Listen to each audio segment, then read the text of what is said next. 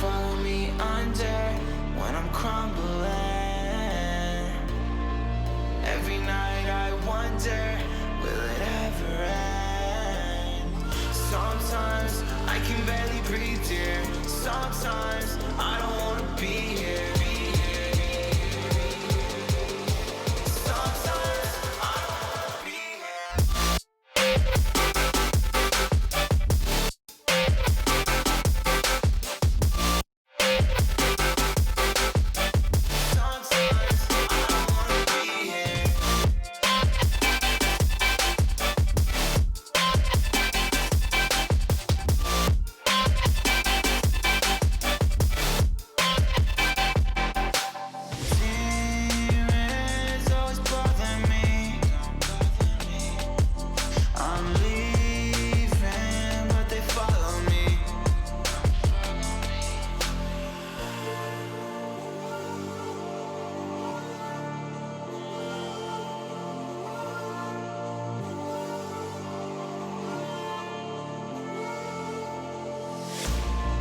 Will you follow me under when I'm crumbling?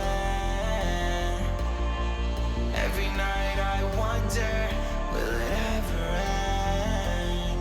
Sometimes I can barely breathe, dear. Sometimes I don't wanna be here.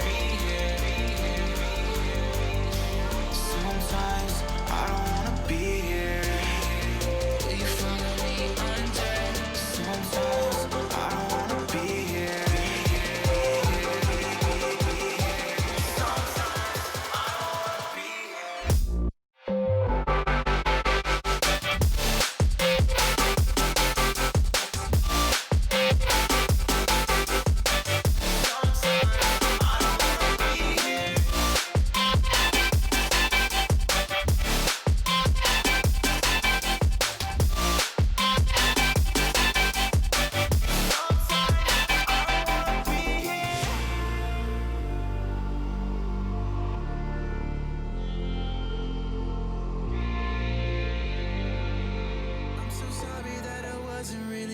For me,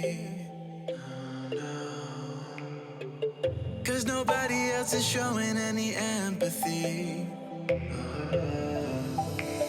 Rudely awakened, quite undertaken. Did I do something wrong? Life isn't easy. Why did you leave me here with my thoughts alone? I don't wanna wake up messed up, cause I can't spend another day like this. Another type of caked up breakup, where I've been finding any way to my fix. But I need you now, cause I don't wanna be around. No, I don't wanna wake up messed up. There's gotta be another way past this. I'm so sorry that I didn't go to therapy, thinking everybody, even you's an enemy. Rudely awakened, quite undertaken. Did not do nothing wrong. Life isn't easy. Why did you leave me here to get drunk alone? And I don't wanna wake up messed up, cause I can't spend another day like this. Another type of caked up breakup, where I've been finding any way to my fix. But I need you now, cause I don't wanna be around. No, I don't wanna wake up messed up. There's gotta be another way past this. If I am so wrong and so gone, miserable, won't you stick around just for some be visible? But you don't, no you don't, can't leave me to suffer. Erase all the doubt, pouring Jack in my mouth, and in love with enough for the pain and the drugs to be present for now. All I'm right now, I don't wanna wake up messed up, cause I can't spend another day like this. Another type of caked up breakup, where I've been finding any way to my fix. But I need you now, cause I don't wanna be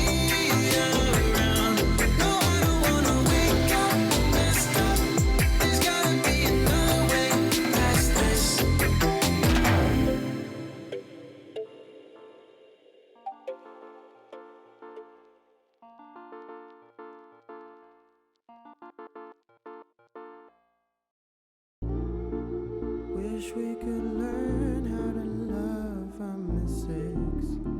Straight from the jump and now wait for an answer. Wish we could smile when shit's rough nowadays. Change our reactions. Feelings don't die around this neighborhood. We used to sell a double pills, young and misunderstood. Tell me what is changing from your point of view. A smaller circle, but the range is for some deja vu. I recognize my future, and there is nothing with you. Unless you turn your boat around, success might come recruit you. But unless you analyze in depth that we're steps away from death, 1,000 possibilities, act on it, Johnny Depp. For real, cause we're lonesome childs, trying to know what father brought us down to here. I don't wanna be stuck in countless doubts. I just wanna smile and run away from you. I swear to God, man, I just wanna be a model for my brothers. Hey, I just gotta work until I'm on the covers. Hey, I just gotta work until my songs are covered.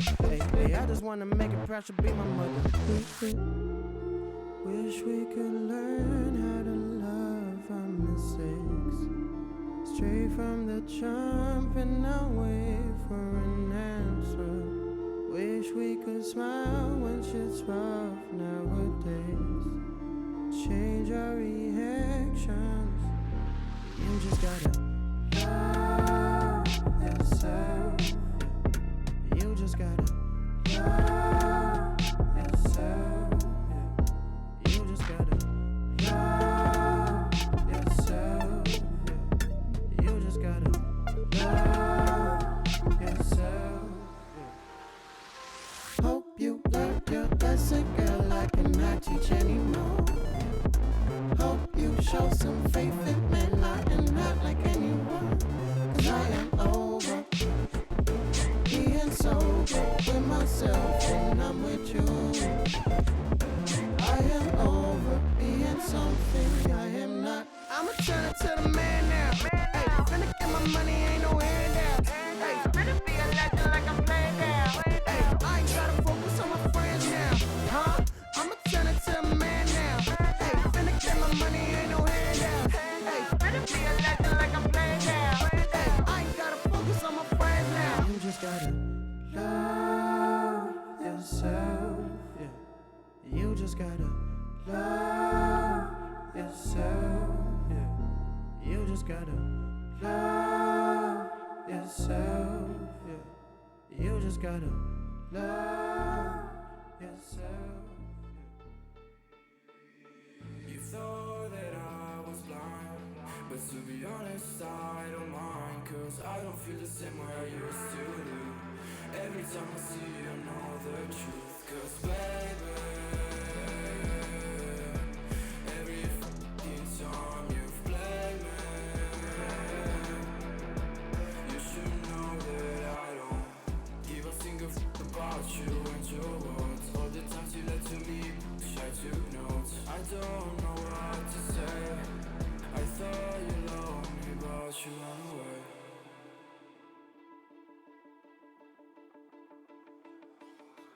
I've been living in the shadows for a while. Demons calling me from the afterlife. Dark doesn't faze me anymore. I can see my tears into gold. Yeah, I don't care, no, I don't care. Yeah, I don't care. I said, cause baby, every fucking time you've played me, you should know that I don't give a single fuck about you and your words. All the times you lied to me, I took notes. I don't know what to say. I thought you loved me, but you ran. I know people come and go away. Sun is low, that's my time to shine again. Cause baby, every fucking time you play me,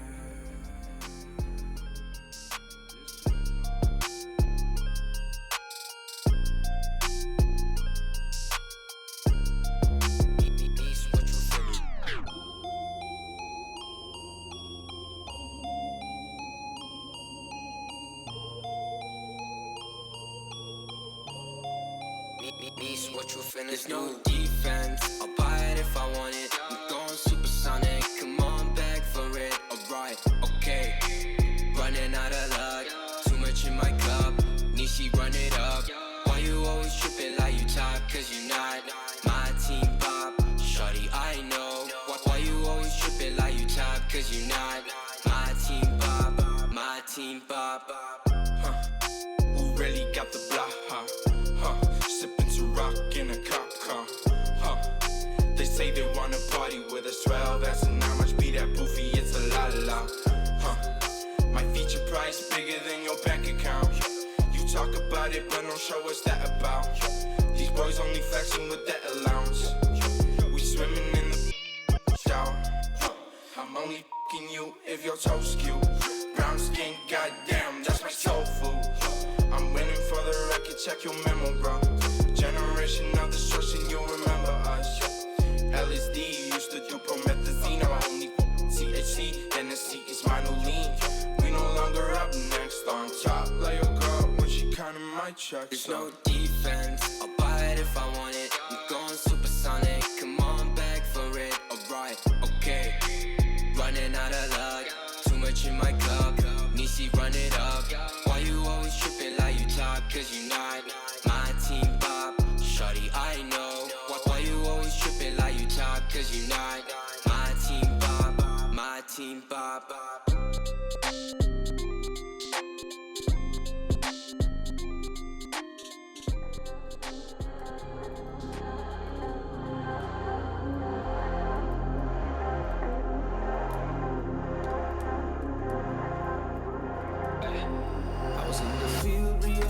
I could make it. Sacrificed all my time towards greatness. Been alone in the dark, isolated. And my dreaming isn't real, we're separated. I never know it's coming my way, yeah. Cold out of stone, stay out of my lane, yeah. Leave me alone, this is my moment. Finally found what lights up my fire.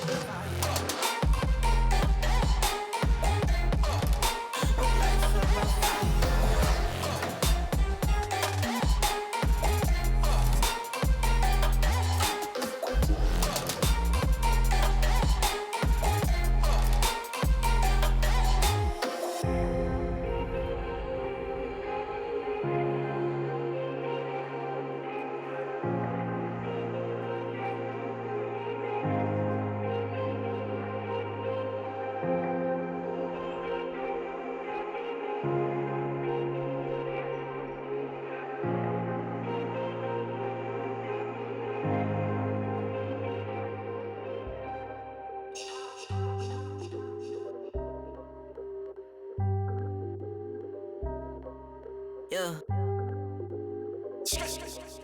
Ay, push start, ay. Ball so hard, ay. Raise the bar, ay. Turn into a star, ay. Play my part, yeah. I ain't too far. I do it big. I keep it large, okay. Live it up. Cause it's fake, better give it up. Young, but I feel like I've seen enough. Numbers going up, better keep it up. Ain't slowing down, better live it up. About too hard, ayy. What about too hard? Ayy, what about too hard? Ayy, about too hard, yeah. I'm killing your favorite rapper with minimum effort. Yeah, your corpse getting severed. The industry dry as a desert. Do whatever it is that you think that you're doing, I'm doing it better. Straight double use, that's my letter. Don't got no snakes, only ladders, ayy. They tryna figure out what's on our plate. Infinity sideways, we already ate. Skipping is basic, skipping is classic. Stay out of trouble, now I can relate. Nevertheless, again, I'm doing great. I just finished this thing, ain't no debate. You ain't my dog, you ain't my family, and sure as hell, you're not my mate. Yeah, I take my place at the summit. I can't wait till we countin' them hundreds. I cannot lie, I ain't rich, yeah, but when I say my time coming, it's coming. And some of y'all got ahead of me, to be honest, I wasn't even running. But very soon I'ma run it. I demand it, man, I want it. Push start, ayy. Ball so hard, ayy. Raise the bar, ayy. Turn into a star, ayy. Play my part, yeah. I ain't too far. I do it big. I keep it large, okay. Live it up. This is fake, better give it up. Young, but I feel like I've seen enough. Numbers going up, better keep it up. Ain't slowing down, better live it up. About too hard, ayy. What about too hard? Ayy. What about too hard? Ayy. About too hard, ayy. They not gon' like this, don't like surprises. I cause a crisis, man, I'm a scientist. With the music I spice things, up to my liking. Man, I want nice things, nice things. That's not an AK, it's a Uzi. I pull up and shoot it to movie. I'm chasing the bag, not a coochie. Cut ties with the fake, now it's Gucci. Word of my nigga from the 021. You count 6 shots and I count 2 guns. Some people still think I rap just for fun, but soon they look up to me just like the sun. Yeah, you can come over here. Swear it's like no career. Swear you got no idea. Soon you'll have no career. Take a good look in the mirror. They need to know that I'm here. Don't you act like it ain't clear. Yeah. Push start, ayy. Ball so hard, ayy. Raise the bar, ayy. Turn into a star, ayy. Play my part, yeah. I ain't too far. I do it big. I keep it large, okay. Live it up. This is fake, better give it up.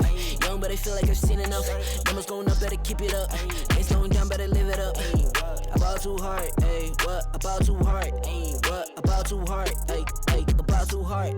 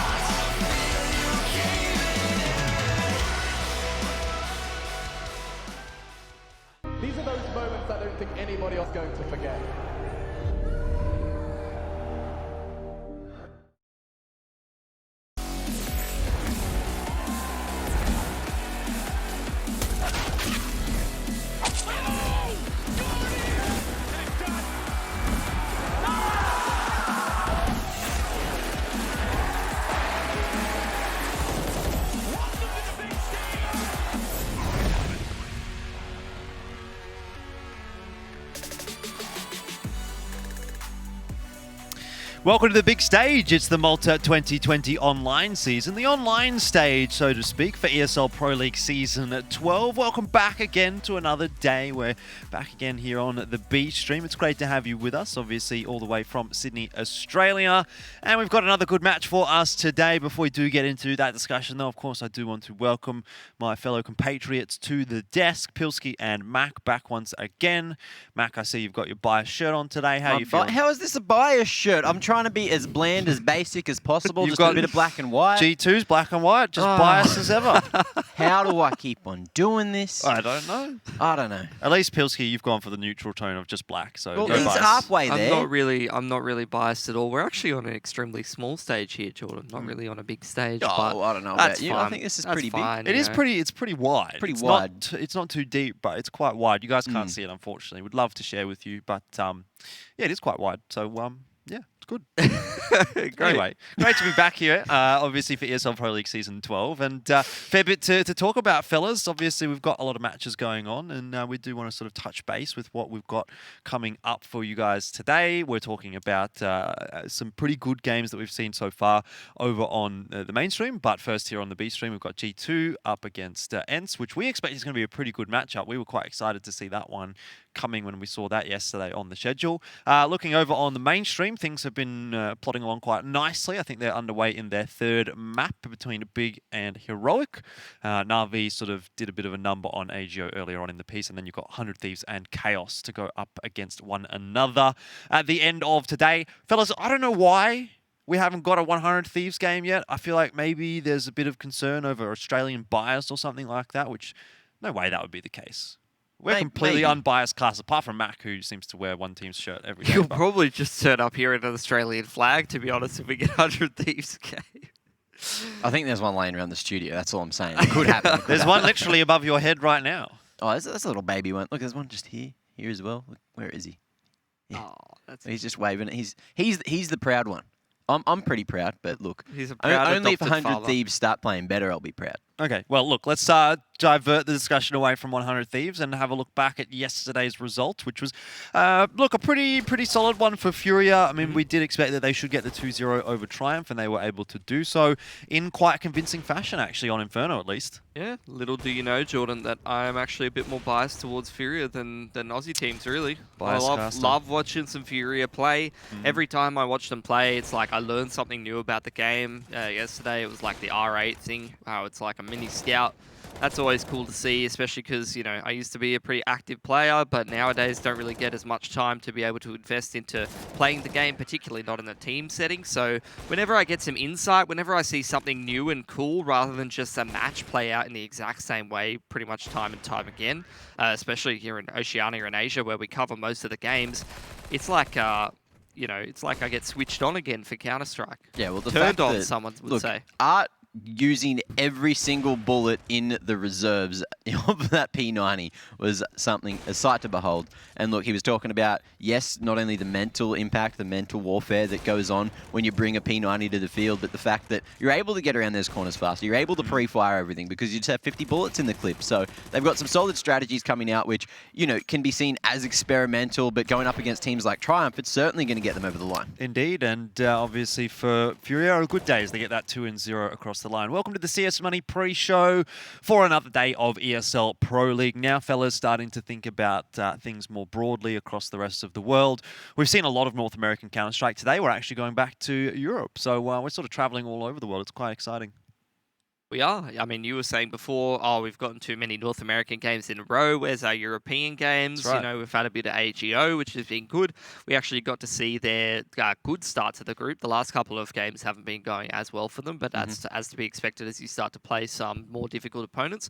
And I think today we've been blessed with a pretty nice game for ourselves.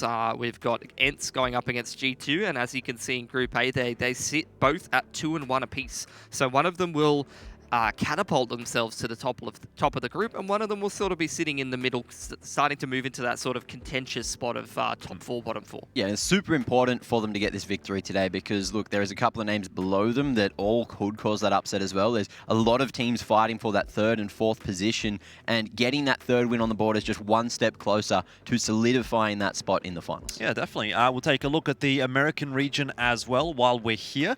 And so far, so good for Liquid Furia and EG, which were the 3 teams that we did sort of think we were going to see towards the top end of the standings. The thing that gets a bit interesting, though, is seeing Chaos, Gen G, 100 Thieves all sort of tossing around for that 4th place position.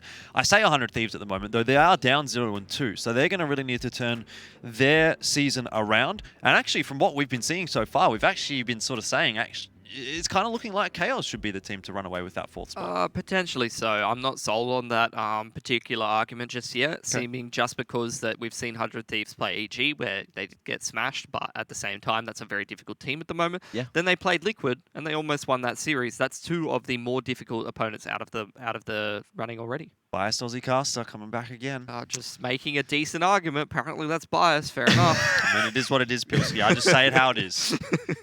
Bloody stage hosts, telling us exactly what we can and can't say, and then just completely analysing our analysis to the deepest point possible. Doing some psychological analysis. Psychological warfare in the server yesterday from Art and from me on the desk today. Either way, speaking of analysis, that's what's going to be coming up for you next. We'll take a short break and we'll get into our discussion around G2 and ENCE. That's our match for today, and it's going to be a good one.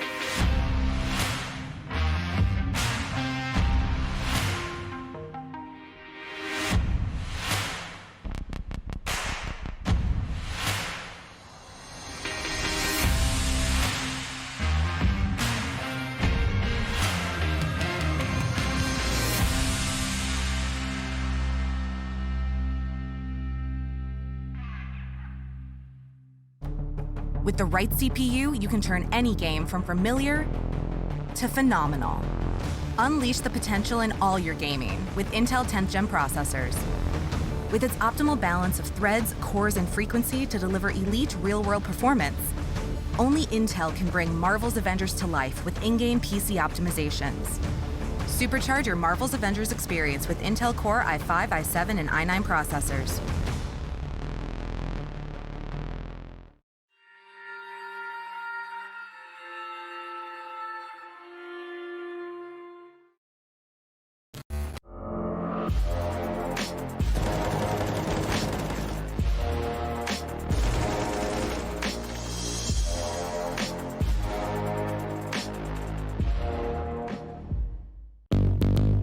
What's your style?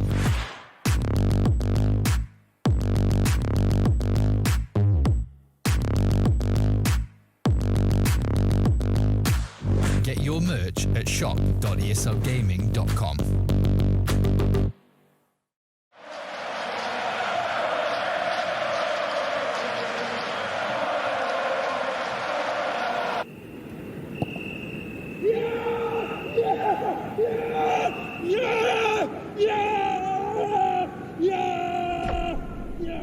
Start your esports career now at play.eslgaming.com.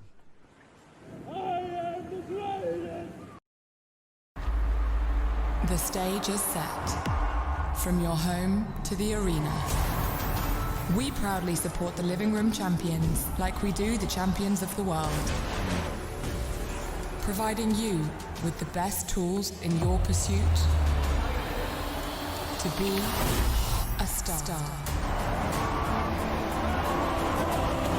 Euronics, official electronics retailer of ESL Pro League. Everybody loves an underdog. Who needs to be liked? Mountain Dew Amp Game Fuel. Victory in a can.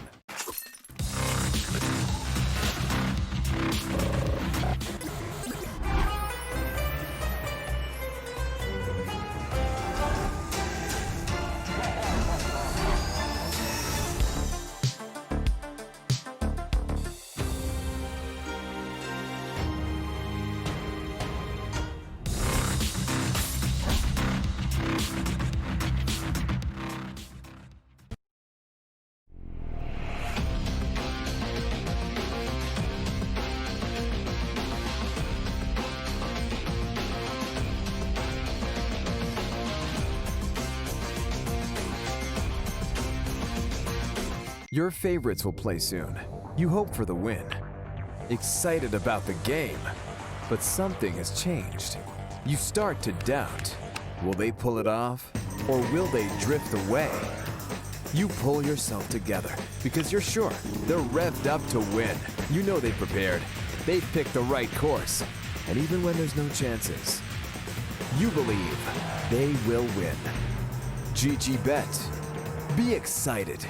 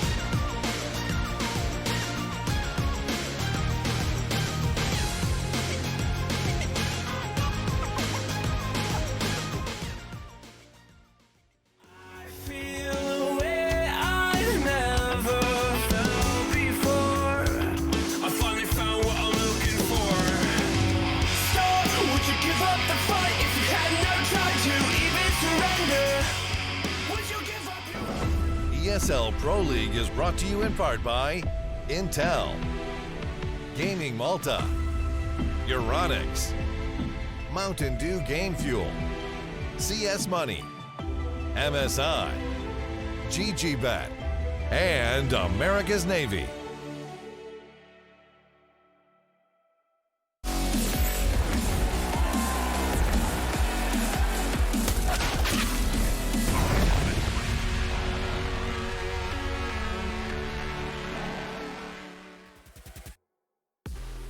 G2 Esports up against ENCE for us today on the B stream here in ESL Pro League Season 12. And looking forward to this match. It's been a little while since we got to dive into the European side of things. We've been stuck with a couple of North American games over the past few days.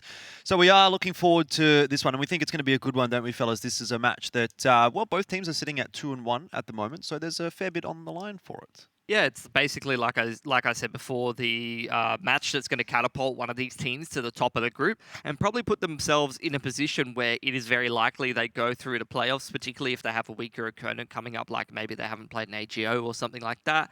You would probably be feeling pretty confident about your chances of actually advancing into the playoffs. As for the other team, they'll move down into that fourth position, threatening that if they lose a couple of games, if they got some hard opponents coming up, they could actually slip below that top four. And that's like extra pressure on the line as well, so that can easily affect your performance and in a negative way as well. So, you know, these teams, though, they're all pretty good at playing in high-pressure scenarios, and I dare say, you look at the end of the day, they're all very prepared going into this match, and I don't know which way it's going to go. Yeah, let's talk ENCE first. Obviously, they're a team that started off the season pretty well, and it kind of looked like it would be easy for ENCE. They faced a couple of teams, Heroic and Na'Vi, going into the very early stages of this tournament that we thought, you know, were probably going to be tough opponents, and they sort of swept the floor with them. Then they go into that match against Heroic, and that's where some of the concerns maybe start to arise. Was it just a couple of good matches from ENCE? Are they going to be able to go the distance? What's the situation here for ENCE? It's quite interesting, right? I didn't expect them to come out of the gate swinging like they did. They took out, obviously, Na'Vi, like you said, who you can make a case for them being a little bit inconsistent online, although they're doing pretty okay at Pro League. And then over on towards Heroic, they obviously had the whole situation where they've lost their coach. They even lost the game against AGO. So maybe their form wasn't where it needed to be when that match actually happened. And then they went and played Godsent, who was a team that I was more so keeping my eye on to perform pretty well in Pro League and take a couple of upsets. But ENCE has actually fulfilled that purpose, and they lost to them. So this is going to be another good test for ENCE, playing quite a good team at the moment. But at the same time, G2's form has been a little bit rocky. Yeah, so G2's form being rocky, yes, that's all right. But if you have a look at the historical results as well, G2's taken it the majority of the time, and the large majority as well. I think it's 11-6, as you saw on the graphic earlier. And look, G2, you cannot take them lightly. Although ENCE coming out of that play break, the form we've seen, yeah, the inconsistencies there, but G2, they're looking pretty good, even though they haven't been able to get a few wins over the line just yet. Yeah, a bit up and down, though, for G2 of late. At one point, some might have argued they were even the best in the world contender, and now they're sort of back around the middle of the pack, I guess, in Europe. Where do you sort of see them sitting at the moment, Pilski? Well, I think they're still a pretty good team. I think a couple of inconsistent online series doesn't really define them, and I think that they definitely are a playoffs contending team. If you go back, look at Pro League, they lost a pretty close series to Heroic, who ended up winning the Cologne, not Pro League. They lost to Heroic, a very close series that they end up winning the tournament. So I feel like I characterize G2 as the kind of team that will usually lose to the team that ends up winning the tournament a lot of the time, or lose to one of the very, very strong contenders. But apart from that, they're a pretty safe bet in most series. They also lost to Heroic in ESL Pro League as well. So maybe there's something with that matchup where it's just a good matchup for Heroic? Potentially so. It could be a map pool thing at the end of the day. You know, it could be a little bit of a dynamic going on there. You never know. I feel like G2 going up against ENCE, though. Look, let's have a talk about the maps. Where do you think we're going to be heading in that sort of situation? Are you asking me? I think he's asking We're me. probably going to get Vertigo out of the pool It's straight an away. open question. Look, someone take it. Vertigo's gone out of there. There's, I think, a couple of like shakier maps for certain teams. Like the map stats might be a little bit misleading. It's interesting because like the form of teams sometimes makes it look like their map stats or their maps are a lot weaker than they actually are. So sometimes it's a little bit hard to get like a gauge of where their maps are sitting. But particularly for ENCE, like obviously they want to get Vertigo out of there. That's a very strong map for G2 at the moment. It's a map they don't want to play anyway. Inferno might be a little bit of a liability. Who knows? All right, I don't want to go too deep into the map discussion just yet because we're not ready for the vetoes at the moment. But what I do want to touch on, fellas, is a couple of important players that we've got to highlight going into this game. Now, for G2 and ENCE, we sort of feel like this is going to be a fairly AWP-centric matchup. So we're first going to talk about Kenny S here, obviously from G2 Pilski. And he's a player that I don't know that necessarily needs much of an introduction. No, definitely not. I don't think either of the AWPers need much of an introduction, to be honest. I think the thing is that I don't necessarily characterize that as an AWP-centric matchup, to be honest. I think the AWPs are the things that will push the teams over the top because both of these two teams have AWPers that they can just go kind of okay. They both have sort of middling ratings at the moment, but if they pop off, they can really sort of define the matchup and make a bit of a difference. Whereas I feel like both teams also have a very strong rifling core to sort of support that AWP role. Well, let's have a look at the stats there. So 84 accuracy, 71 impact, not too bad. 100 XP. 100 XP. He's about to level up, remember these because we're going to be looking at another AWPer coming up very shortly. We are, and we can do that right now. It's Alu, obviously, coming through for ENCE. So having a look at his stats. Doesn't quite have as much XP, Mac, as you like to touch on, but still quite up there. I think these boys been around for a while, haven't they? Accuracy was it better? Is it arguably better? I think the assists lower, experience lower. I don't know. Would you say Alu is less experienced than Kenny S? Yeah. I guess, like, at the end of the day, Kenny S has hit a higher peak than Alu. Okay. I mean, Kenny S goes all the way back to, like, Clan Mystic and stuff like that, like 2013, 2014. I think ENCE and Alu only really became a contender once you started to move into, like, 2015, even though he's playing before that. It wasn't like, it was when he moved on to FaZe and then that later edition events when he actually started to hit that top level. Indeed, and one more fun thing to do before we get into the game is we want to have a chat with Malik from G2. Now, great to have you online, obviously. Wishing you the best for today's game. Yeah, hello. How are you guys? We're going great. How are you? Obviously, feeling pretty confident, I'd imagine, going into this game? Uh, it's an online game, and all the teams we are facing here in Pro League are all quite sharp and confident. Yeah, as usual. It's a lot about us. I feel every time we are like feeling comfortable and just playing our game properly, like we are always like. Most likely winning maps and games. So hopefully we will feel comfortable today. Okay. Well, can I get your interpretation then on the group that you're in? You've played against OG, Godsend, and Heroic so far. Would you say that you've got some of the weaker teams out of the way and the job's going to get more difficult for G2 throughout the later stages of this group? Or do you see it a little bit differently than we do? As I said, like from an outside perspective, it's always easy to say, okay, this team is weaker, this team is like stronger on paper. But like as you could see, like for example, 2 months ago, we could speak about Herrick and Big in different fashion. Now we know that they are like up there with the best teams lately. I think, as I said, we have the same fair chance against all the teams, and if we are having a bad day. Most of these teams can beat us as well, if it makes sense. So I think it's very like a close range of levels. Maybe no, yeah. Honestly, I feel that because we lost against Godsend last time on the Pro League on the previous season, if I remember right, and that's the proof of what I just said. Like on a bad day, all the teams can beat us. So yeah. So picking up on what you said then, just moving specifically into this matchup, ENCE sort of started this group pretty well. You're both at 2-1. They've actually picked up some pretty decent wins there. What did you think of their form going into this match in particular? Are they playing better than the last couple of tournaments? And have you played them in practice and things like that? We didn't play them in a while. I think the last time we saw them was just right before the break. We played them on officials. They are struggling since many months, and I think they seems to find some groove with Jumpy now. Yampy, I don't know how you pronounce his name properly, but they seems to find some nice groove there, and the pick they choose tonight is what I expected, and we will see if we can fight straight away from the first map, and after we will make sure to take the win home. But yeah, they are playing better for sure. All right. Well, great to chat with you, Malik, and best of luck in your match against ENCE. We'll leave it there. Thank you, guys. Yeah, see you. Cheers. All right, well, maybe we'll get a chat with him again later on today, depending on whether or not G2 do pick up the win. Obviously, we'll have to wait and see whether that will happen.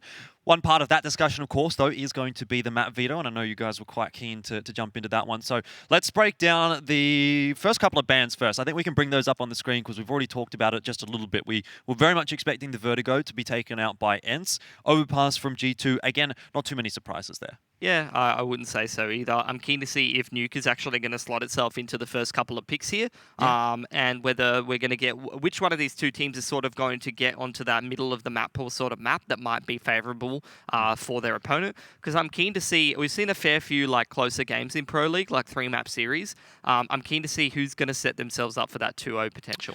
All right, well, we're going to have to take a quick look at the maps then, I guess, and that'll give us a bit of a better idea as to what we are going to expect from this matchup. So we do get Train and Dust 2. Mac, what do you reckon's coming through as the third here? Just looking at the stats, I'll probably have to go for Mirage over Inferno or Nuke.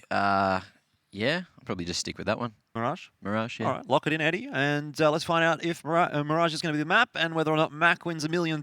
He does. Congratulations. I'm so proud of you, Mac. Yes! Hopefully you're going to share with us. It's the only thing I've ever won in my life. Well, everyone's a winner. Okay, speaking of winners, by the way, who's going to win this match? I'm going to go G2. Ooh. I'm just going to go for the safe pick. I like ENCE, though. I really want to see them actually showcase a good level of form because I look at the ENCE roster on paper. Dude, it looks sick. They have a sick, like, core roster of players. They should be winning. Wait, I want to see them do it. Let me just read the script quickly. I think from what I saw before, yeah, it's ENCE 2-0 today. Oh. That's interesting. Wow. I guess GGBet didn't get the memo because they've got ENCE at 2.2, G2 just a little bit more That's favoured. just building up the narrative more, Yeah, though, I see, Jordan. I They're see, I see. underdogs. They're about to absolutely dominate, apparently. Well, And I just won $1 million, apparently. So, look, I've got all the luck in the world today. So far, though, ENCE have actually been the team that can sort of tussle with the top here in ESL Pro League. They've already gotten rid of Na'Vi. So, I don't know, man. I think a 2-0 may be a bit ambitious. I think this is definitely going to go to 3. But this match could really go either way, I feel. Yeah, I mean, I think Matt Leck already highlighted that. It's a question of form for both of these two teams. I think G2 a little shaky in the form. ENCE's had like a lackluster form for a couple of months, but I'd say heading into Pro League, this is the first time they've started to actually upward trend and start to look like they're a little bit more convincing in a best-of-3 format. I know they had a pretty decent run at Blast, but that is mostly just best-of-1 maps, some weaker teams in there. So this is a really good chance for ENCE to actually push themselves up into the upper echelons of EUCS. We'll take a look at the first map here, Train as well. Bit of a curveball maybe, or was this within our expectations? Yeah, I think it's a bit of a curveball because G2's still pretty damn good at this map. So I feel like G2 certainly going to be happy that this one's been thrown at them, but maybe ENCE just have been doing a lot of counter-stratting. They're just very ready for what G2 can throw at them. And it looks like they're going to be ready to start on the T side here as well.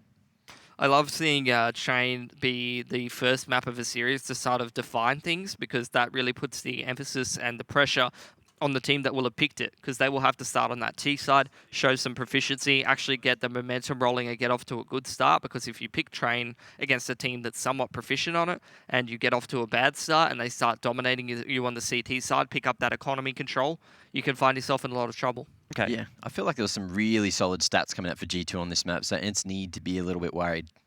All right, what, you reckon if G2 gets the win here, your prediction's going to be wrong, Mac? Is that what you're saying? Well, that's what, reality says. I think we already did this before. You're a man of numbers, aren't you? What? You literally asked Mac the other day when he predicted 2-0, will your prediction be wrong if the other team wins a map? I'm just and trying you've done it again. I'm just trying what to say, question is that? Mac definitely doesn't have the greatest track record with the predictions so far. So I'm just trying to reinforce that fact. But we'll see whether or not you're going to be right today, Mac. We're heading into Train. It's map number 1 and G2 and ENCE going head-to-head here. It's going to be a good matchup. Looking forward to it and see who's going to kick things off with that 1-0 lead after this map. Yeah, Jordan, I was just wondering, if it's a sunny day outside and it starts raining, is it no longer sunny? It could potentially become sunny again. What if it's a rain shower?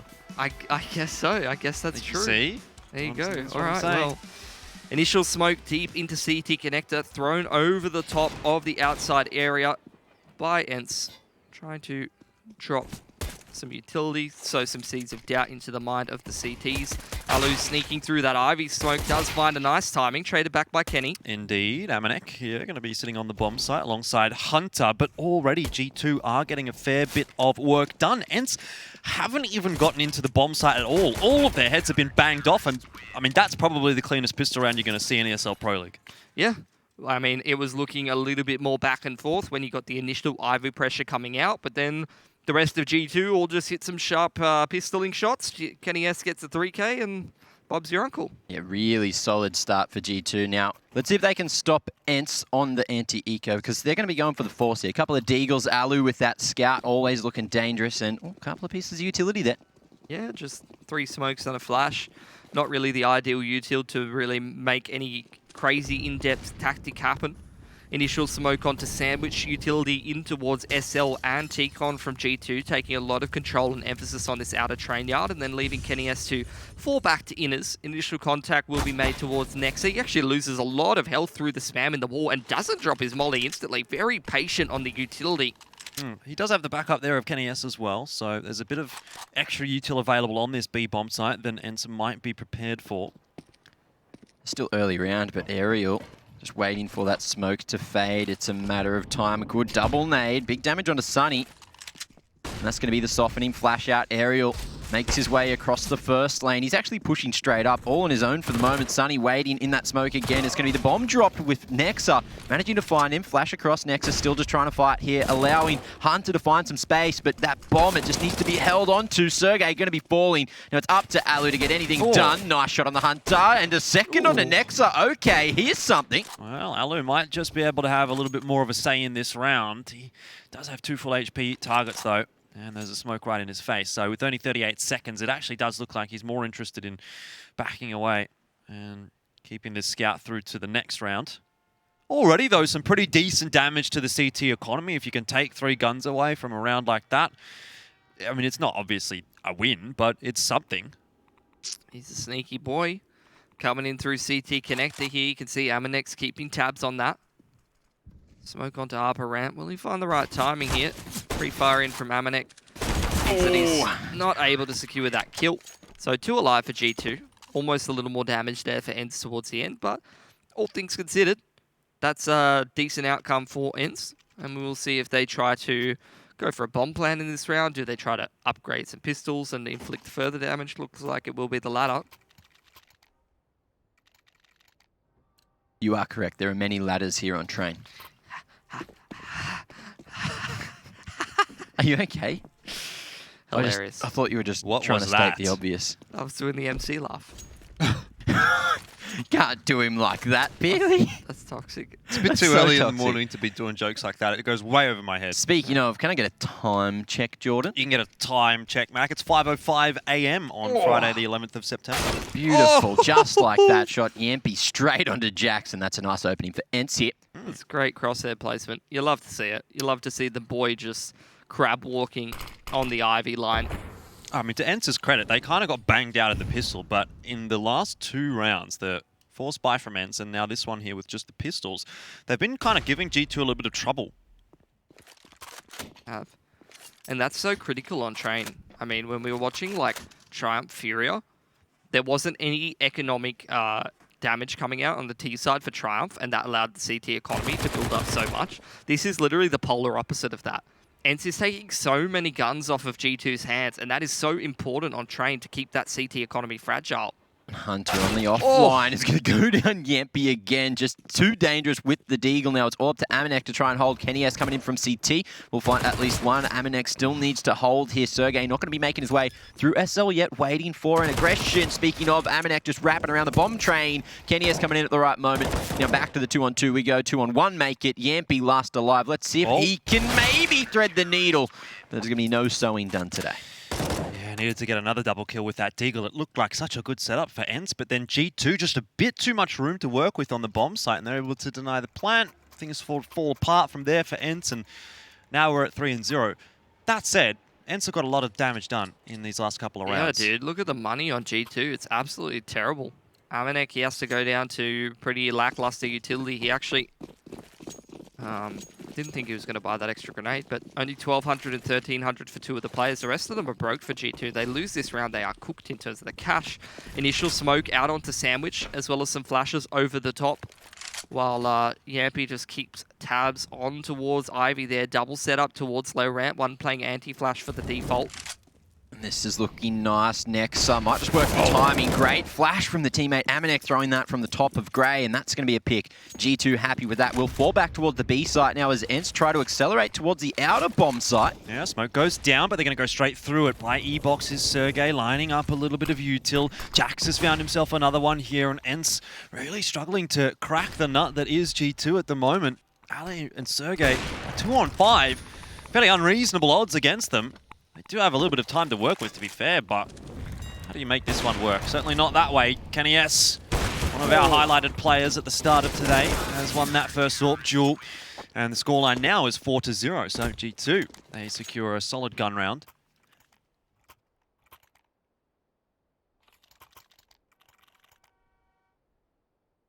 And into the 5th we go. G2 looking very solid out of the gates, 4-0.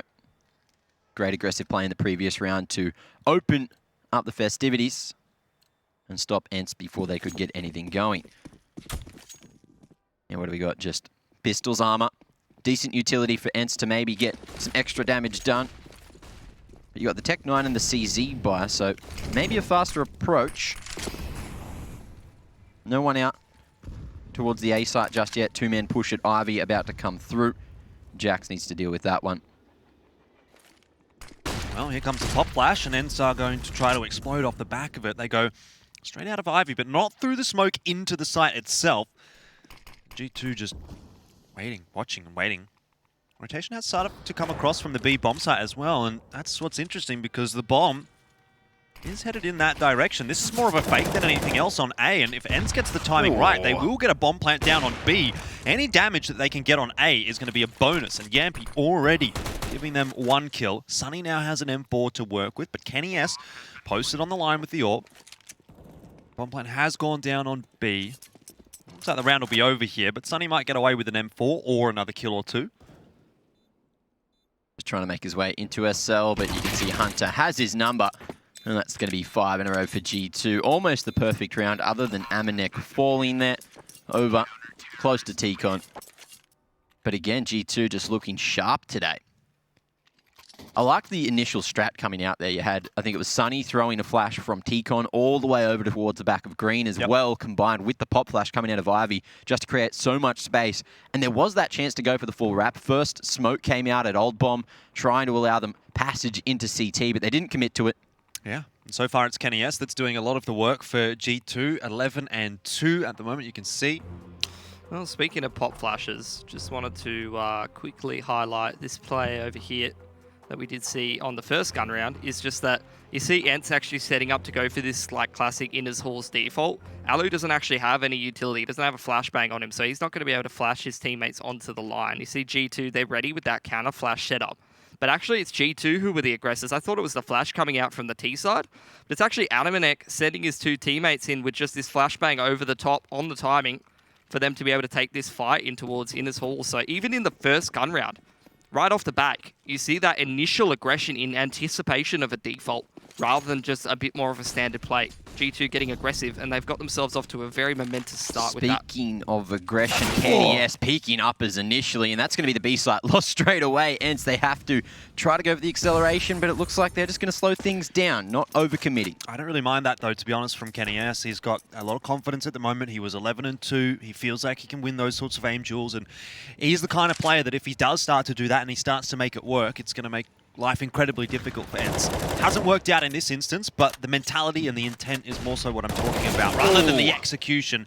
1 for 1 there for Nexa. I mean, it's not ideal. Doesn't bring things back into the favor of G2, but at least gives them the information that it's towards B. I don't know about that, to be honest. I like that aggression because you're looking at the setup for G2 right now. They're going hyper aggro. Unfortunately, ENCE is ready for it every single time, but the position that G2 was in before, all centralized, allowed no route around this SL. The whole team was there, ready for the contact to come out from ENCE, but every single peak from G2 was being punished by ENCE. They're so on point at the moment, just dotting all their I's, crossing all their T's, and they put themselves in a very advantageous situation. Yeah, I mean, 1 on 4, a little bit too much, I'd say, for Amanek. And he'd have some doubt starting to creep into his mind, you know, maybe I should probably just save this M4. There's a fair bit of cash on the rest of the team, but not for Amanek. So if he can save this M4, G2 gets a really good buy next round. If he doesn't, I mean, they're still going to get a buy, but it's not going to be as good. So he'll be much preferring to keep the gun alive, which it looks like he'll be able to do because ENCE are not too eager to hunt for their own right. They actually don't have that much money. So not going to go throwing away any guns just yet. Yeah, you're saving $4,500 if you do get this save over the board, and that's looking pretty good. It's a lot of money. Wouldn't mind $4,500. Mac, you just won $1 million. Yeah, but, you know, you can never have enough. Never have too much. That's the one. Anyway, ENCE get their first round over the line before it gets too late. G2, 5-round streak is going to be ended. And a nice couple of entries coming out towards the B site. ENCE, the patience seemed to be the answer that time. Let's see if they can do it again. This would be the great time to be able to doing it for ENCE.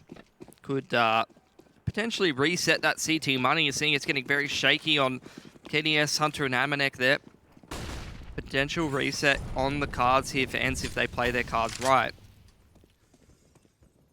There's a couple of players defaulting over here towards Ivy. ENCE also poking at SL.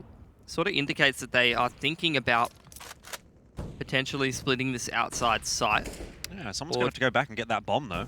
Yeah, just maybe looking for a pick towards Ivy before they decide what to go for later on. Plenty of time, of course, but they have given up control of T-Con, which they're obviously quite aware of. You can see that. Ariel's keeping an eye on it for now. You could see that early hard gamble just leaving the B side open.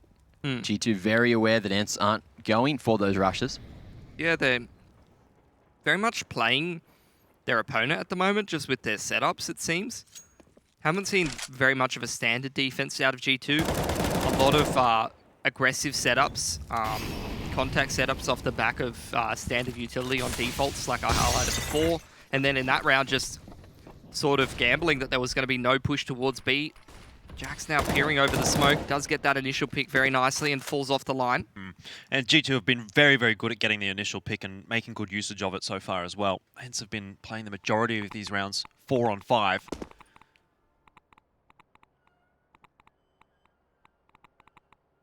"20 seconds, ENCE need to make their move now. Bomb starting to make its way in through T-Con. Jampy straight through Ivy. Kenny S, solid position, trying to isolate the fight here, and he does so nicely. Alu, Kenny S seems to be aware that he's there, so he must have heard a scope, and Alu forced back, 35 HP, last alive, but not for long. Nexa deals the deathly blow with 7 on the clock, and that's going to be 6 for G2. So ENCE couldn't put 1-on-1 together. Yeah, very, very rough situation now for ENCE, because again, that just gives G2 the opportunity to start to build that CT economy back on up when they were starting to deplete the money a little bit. 3 guns alive in that one for G2, and they're looking really comfortable on the CT side of Train at the moment, which is no surprise.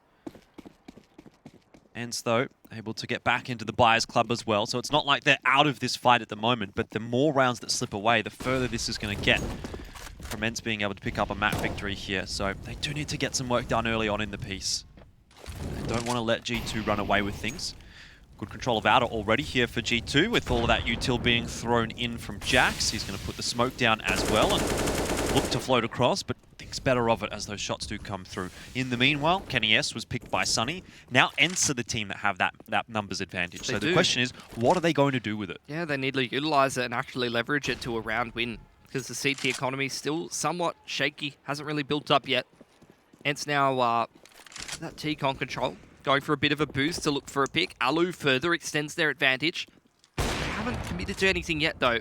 A minute on the clock, ENCE still very much split up, spread out, waiting for potential aggression. Oh, Amanek, he's going on the top of blue, finds a single, but Aerial there for the trade. So nice spacing between the players on ENCE to at least keep this 2-man advantage. Hunter dodges that molly for the moment, but now they know that he's going to be there in SL. And he's going to go down to Aerial, it seems. ENCE just playing a very good, slow, methodical style at the moment. Have found out Nex's position now. Just over the top. Sergey going to be connecting and converting that round. Well, 2 on the board for ENCE now. This is where G2, their money's a bit cooked. Need to decide what to do with Jax's economy on that double eco territory. The rest of the boys could just take a single save and buy up in the next. So the question is, do they go for a bit of a janky, like 3 M4 force, maybe 1 MP9 and a pistol armor or something like that?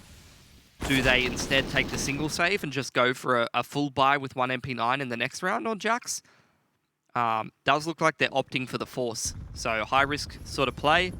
Money on ENCE is actually still a little bit shaky as well, so we'll see how it goes for them. Although the thing for ENCE is they still do have that loss bonus built up. This time Sergey gets down SL for free. It's a bit of a stack towards that inner sight for G2 at the moment. Maybe anticipating some aggression over there.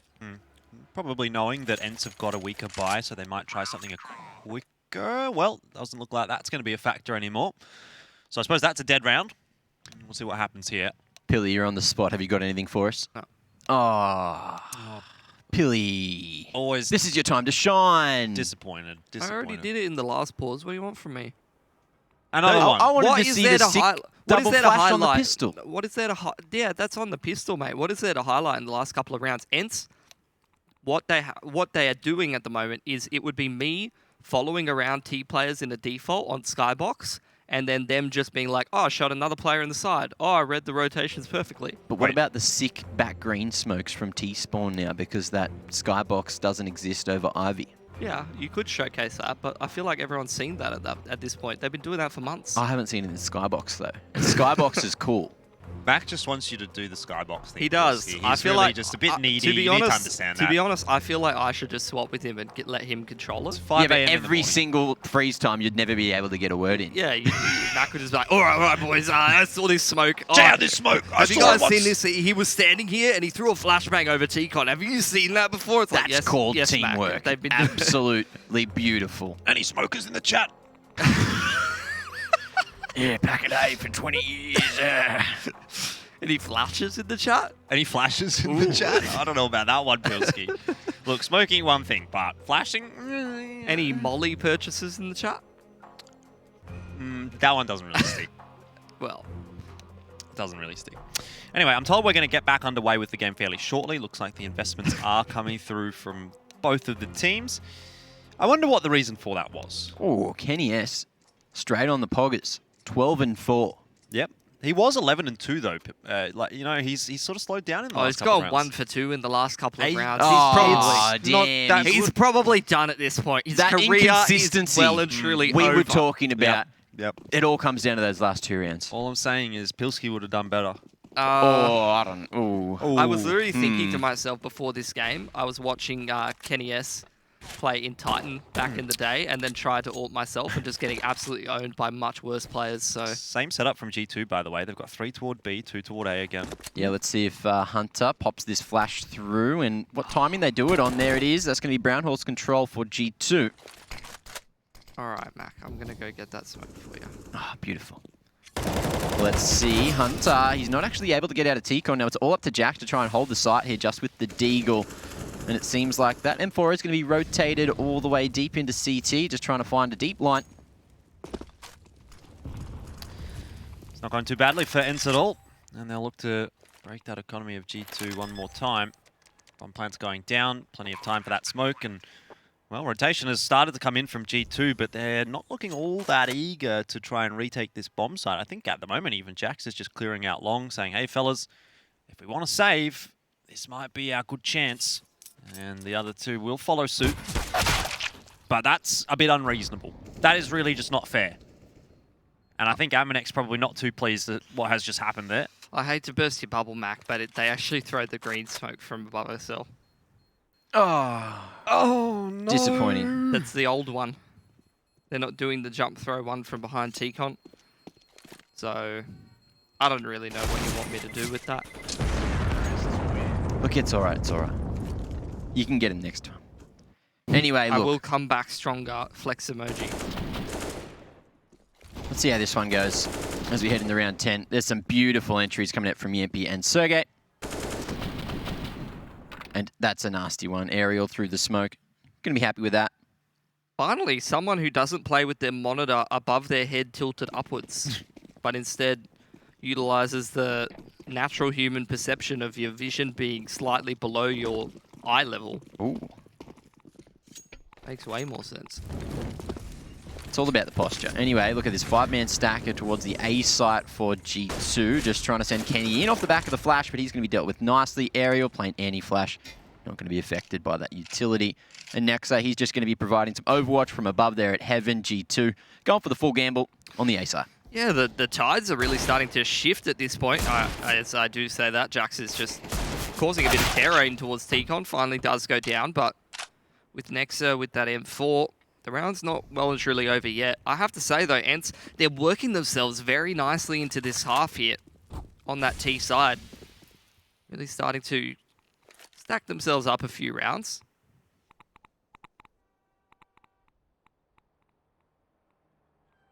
Sunny's in CT spawn.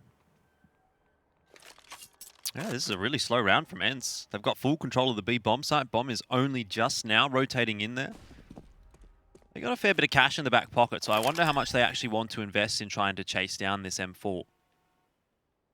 Do still have Aerial watching T-Con, making sure that no one can get in there and try and take the gun that was dropped. And he'll have a bit of work to do now. Hunter drops initially, he knows there's a second, and that's well dealt with by Aerial. So, next he probably gets away with his life here. Just by nature of where he's sitting. But pretty impressive string of rounds now for ENCE, starting to make the half look salvaged.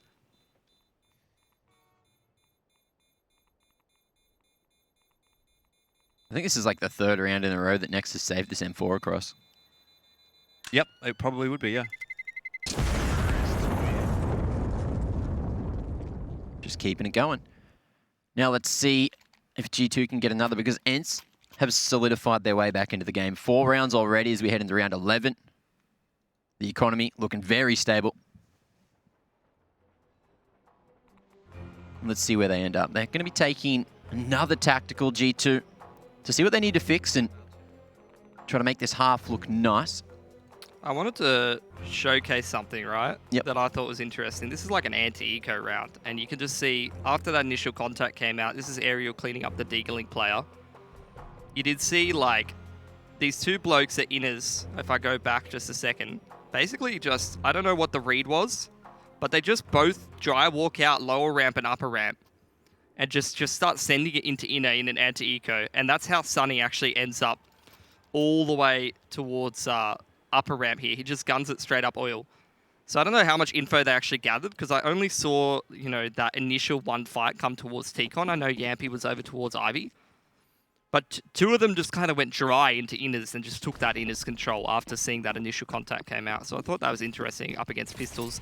Back in the day, if one of my IGLs, I did that, one of my IGLs would rage at me. Well, it's faster approach towards the outer side. Amanek, it's actually Nexa to finish the 2, and that's going to be bomb control now. ENCE just trying to force their way out of T-Con. You got Sergey coming in late from Ivy, but it's all gone wrong, and G2 were expecting this one. Well, it was a change of pace from ENCE, and it certainly has not worked out at all. You're exactly right, Mac. G2 was expecting it. It's just Alu left alive now, and oh man, is he even going to be able to get any damage done here? He'll try to cross. Jax is going to spot him, and that should be the end of him. 2 HP. Amanet gets the kill in the end, but oh man, that was a roughie for ENCE. Luckily, they've still got plenty of money to play with here, so it's kind of a throwaway round for them, but a good confidence builder again for G2, who have just suffered a few losses in a row. Nice to set that economy back up a little bit again on the CT side, and I don't know, I feel like for ENCE that's maybe an opportunity, a door opened that they perhaps shouldn't have left ajar for G2.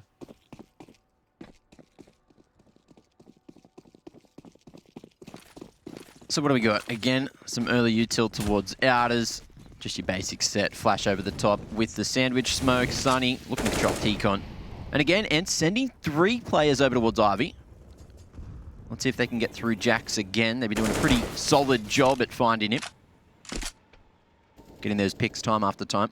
Jax only sitting at 4 and 6 at the moment, so got that boost over the top. Alu just gazing, waiting for the smoke to fade, which it has now. Yeah, just looking for those picks on the extremities. Sergey's taken that inners control. Could be the flash timing here for Hunter to push into T-Con. Kenny S has got the flash ready, sends him in. There it is. Big pick. Starting to get that feeling that G2 is looking to dictate how this game plays out. And ENCE are just along for the ride again. Jack's going to draw the attention by shooting a couple of pop shots down. Hunter can't get the second aerial. Nice trade. Now that's going to be a 2-man advantage for G2. Aerial not expecting Jax here at Old Bomb. It's all up to Alu 1v4. It'll be a miracle if he gets back from here. And great patience being displayed by Jax. Looks like he's actually found the timing. Headshot onto Alu to close it. I just want to look at that flash because that was beautiful. 1 minute 11 on the clock on the mid-round timing. Just sends his 2 CT teammates straight into T-Con. You love to see it. Easy pick. That's a man advantage for G2. And a lot of the time, you can see G2, they've realized that so many rounds now, ENCE has just been sending 1 player into T-Con, so they know they have the numbers advantage, and with the flash as well, it's pretty much a free kill. They've played pretty, aggressively, countering the default off certain couple of reads, whether it's the initial setup, like you saw towards inner ramp. That time, it was the flash on the timing into T-Con. G2's definitely been the more, I wouldn't say aggressive, but rather, assertive team of the 2. Yeah, it's bad news for ENCE. I guess this is their map pick, so they want to be getting off to a good start. And I guess, again, 4 rounds on T-side at this point of the half isn't necessarily too bad, but it's going to be a question of how much more they can actually get. If they can get this to 6, if they can get this to 7, then it's fine. If they remain on 4, then it becomes a little problematic. Map control in there from ENCE, as they have... just got Aerial walking towards Ivy pretty late into the round here. Bomb was over there towards inner. They're still very spread out. ENCE have been really running the clock down time and time again. Sometimes to their benefit, a lot of the time to their detriment.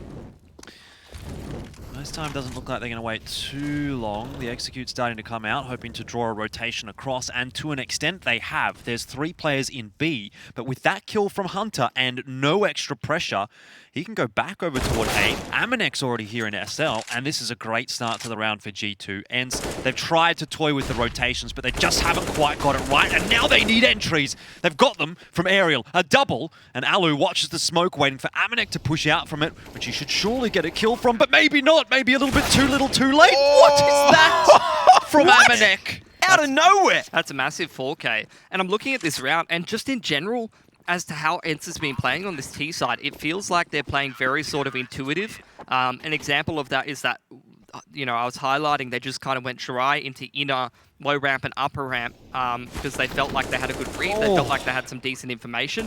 That was another similar round like that. Sending Jampy into inner to cause the rotation, giving him a bit of freedom. Sunny drops SL at the time that he feels is right. And Aerial and the rest of the boys sneaking out Ivy after that initial contact is made and they pulled that rotation.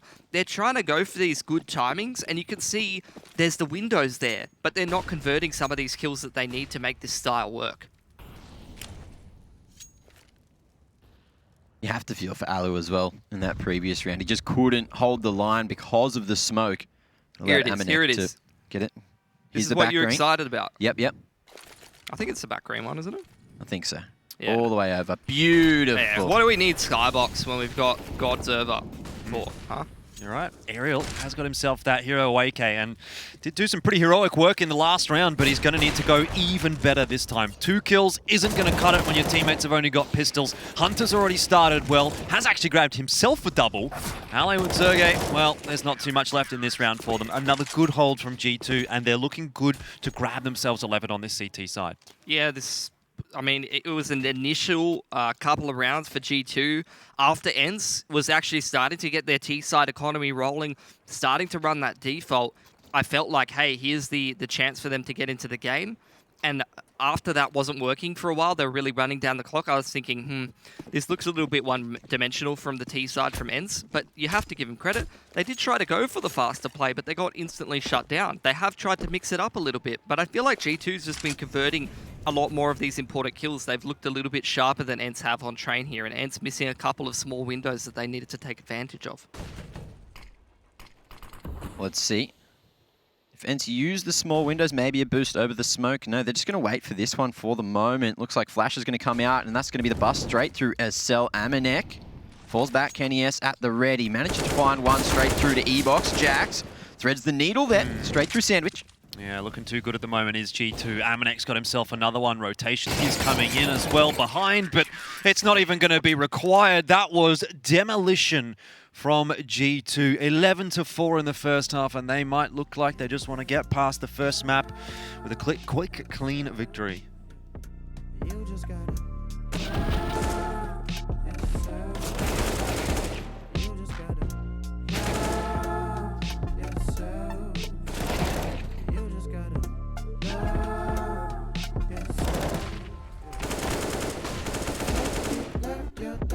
girl, I cannot teach anymore. Hope you show something not like anyone.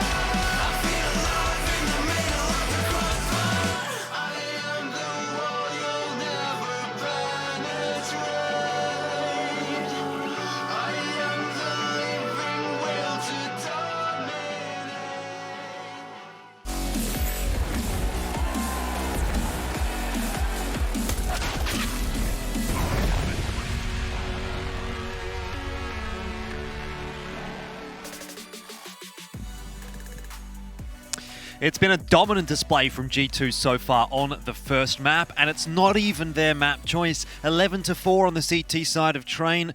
That's now what ENCE has to do to get this one to overtime. They need to go one better to get a map victory here. And Mac, that's not an easy task. Well, this half is G2's weak half as well. So there's every chance for ENCE to get back into the game, and they have been hitting shots. They have been looking pretty good. So let's see how it goes here on the pistol. Does look like a bit of a faster approach towards this T-Con area from G2, just swinging out onto the U-box position. Takes that initial aim duel, but he's going to be backed up, helped out by Jax. Now a grenade going through, not actually going to do as much damage as ENCE would have liked it to have, because Hunter was quite low, but he's not finished off by it. He's just waiting. Oh, Yampy straight through the smoke there. Hunter unable to stop anything because he can't see a thing. Now next up, pushing up as well, just trying to find and help Hunter here. No headshots for him. It's Sergey hitting back, and that's the man advantage now for ENCE. Sergey just spotting both the remaining Ts. Now ENCE, they have all the information in the world. How do they use it? Back to the 2-on-2 though. Yampy down to 74 HP and Amanek pushing close. Might have to take a 2-on-1 here, which he doesn't want to do. It all gets around the side. Trades out Nexa. And we're down to single figures for both of these two teams. Bomb plant available. Amanek is going to get that one on the floor to put a bit of extra pressure onto Yampy. And he just ducks away with that Glock in hand. So this is smartly played so far from Amanek, but still plenty more time for Yampy to work with.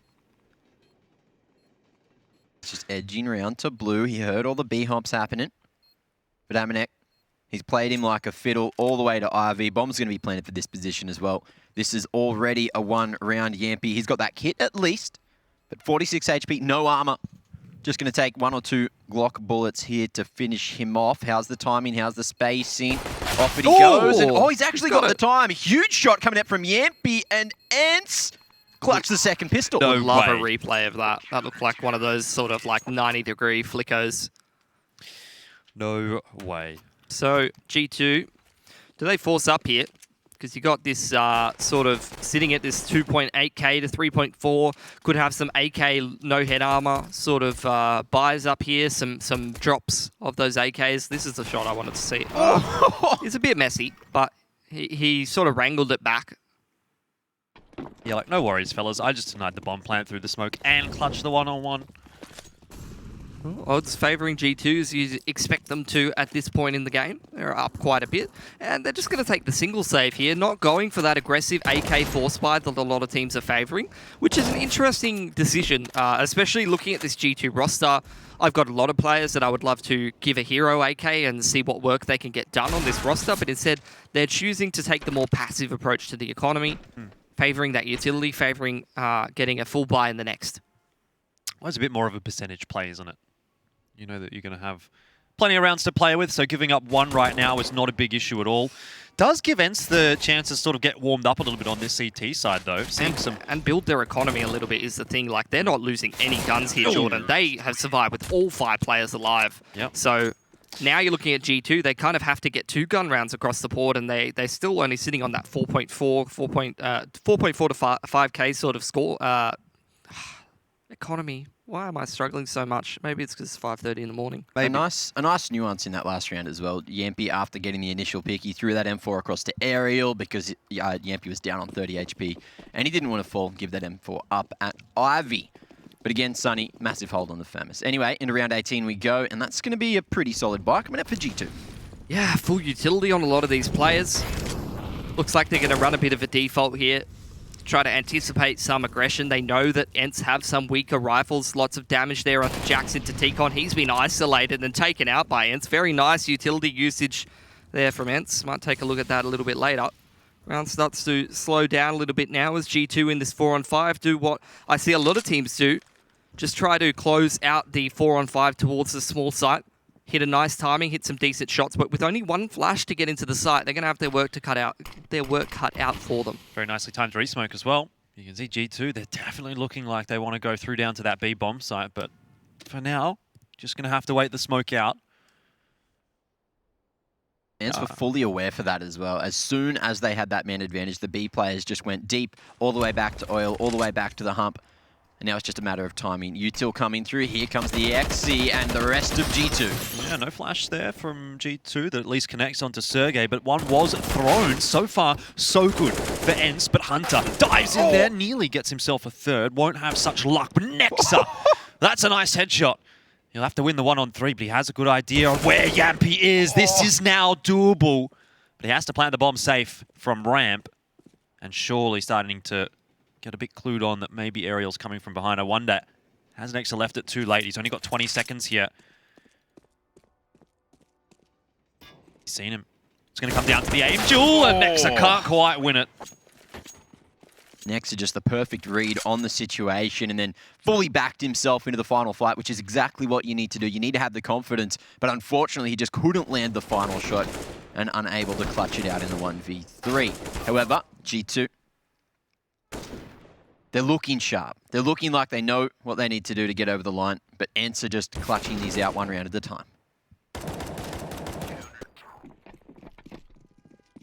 4 rounds the difference, and G2, no bomb plant, so no extra money, and off the back of that, you just have a couple of pistols, 2 nades, 1 flash, so let's see where these get utilized. Maybe into ladder? No, okay. What's the plan here for G2? Well, they have 1 flash, so that's really all they've got to get into a bomb site. Yeah, the HG nades can soften a target here or there, but at the end of the day, with this kind of a buy, G2 need to close the distance if they're going to do some damage. So that 1 flash is going to be pivotal in getting them into close range against the 2 scoped weapons on ENCE. And haven't had too much success with that. Sergey, he'll just spray down Kenny S. Bit too easy so far for ENCE on the CT side. Maybe we wrote the map off a little bit too soon.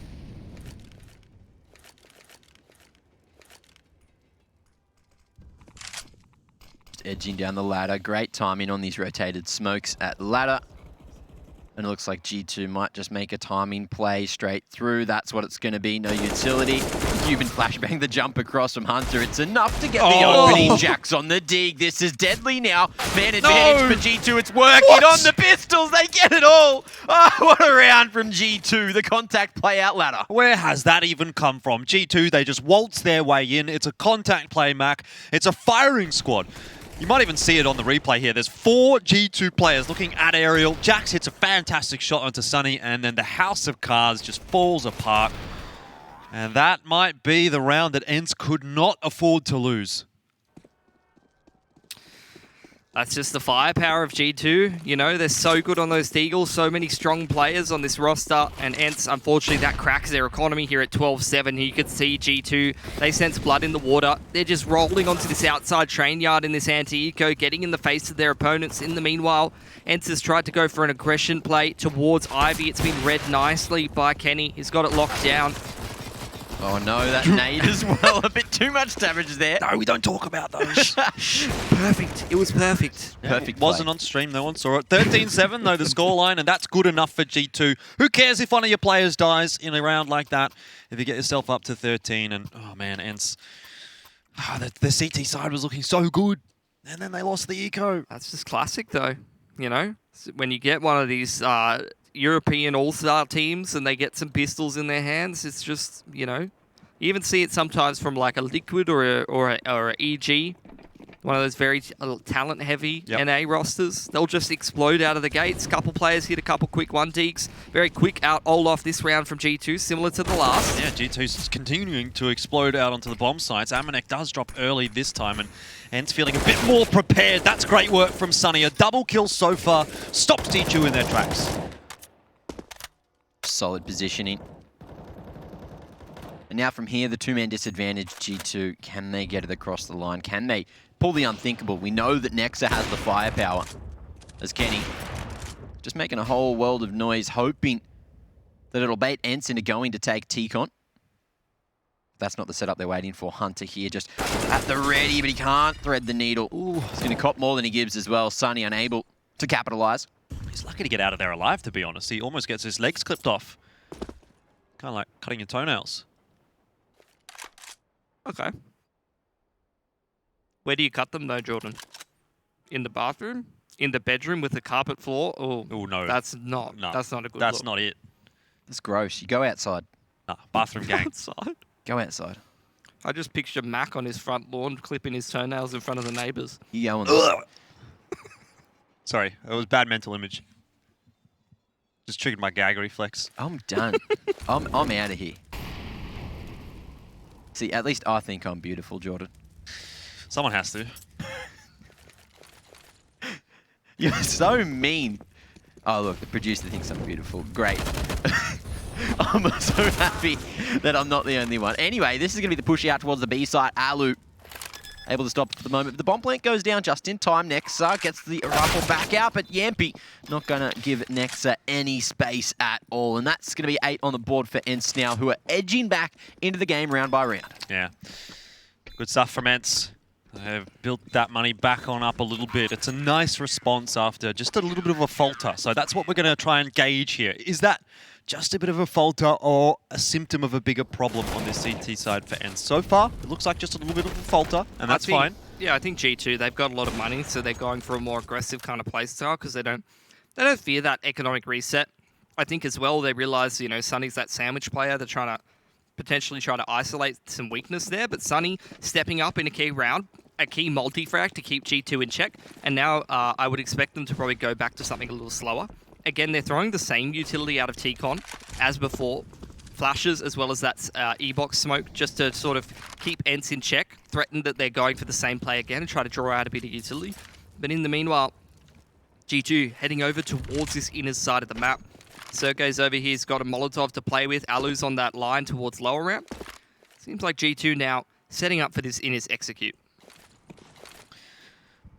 All of those smokes get thrown on in. A couple of players here for ENCE, but how much of a chance are they going to have to actually defend? They'll use their own util, a bit of counter util, but the bomb hasn't actually committed. Stuck behind that molly, and ENCE is given extra time to get into the bomb site. Sunny and Alu open up the account. Amanek, he got deep into the site, but it doesn't matter. When ENCE is hitting shots at the moment, it's really going to have to rely now on Nexa to find this frag, which he will, but a bit too late to save Kenny. 2v3, Nexa can't get more done, and it's up to Hunter now. 1v3 to clutch it, and misses the first. He's going to be stuck here at mid-bomb, but no trade comes through just yet. Yampi going to be forced off the line. Sunny can't stop him from getting back to default. 38 HP now. Him versus Yampi, who just has the secondary in hand. It's going to be the P2K on the AK. He's done it! Hunter clutches it. 1v3. Huge play, huge hold. And G2 now just 2 rounds away from causing the upset on map 1. Man, it hasn't been the easiest of run through this map, has it, for G2? But they are getting the job done. They're grinding away at some of these rounds. And when push comes to shove in those high-pressure situations, it seems like G2 is just a little bit better. That's a big clutch for Hunter. Map's not over just yet, but it's getting mighty close. That was giving me some old school train vibes. The way he was moving around that bomb train perfectly. Take a look at the tactical timeout. We may as well have a look at that execute because I thought that was pretty sick from G2. You know, we've all seen this in his execute, but I wanted to highlight, like, where can you actually play as a CT here when you come out? When the T's are coming out here. You've got mollies all over the pop dog train and the bomb train. You can play here at coils. That's getting hard cleared. You see the CTs kind of have to fall back a little bit. Otherwise, they're going to get flashed off the line and isolate. Like, there's only a couple of places you can really play from. Everything else is just pushed out by utility usage from G2. So that's the trademark of a pretty well-designed execute. Love to see it. Great stuff from G2. They're pulling out all the stops to get over the line against ENCE. And what's so crazy to me about this map so far is we're at 14-8. That looks like a pretty one-sided scoreline. But I really feel like the map has actually been a bit of a push and pull. In terms of the momentum, it certainly has. But yeah, 6-round lead can still be closed by ENCE as long as they really start to hit their shots. But they're not going to be able to do that with the best firepower. Now straight out towards the A site. Sunny in the corner already. Manages to at least draw a lot of attention. Alu's the one to thread the needle.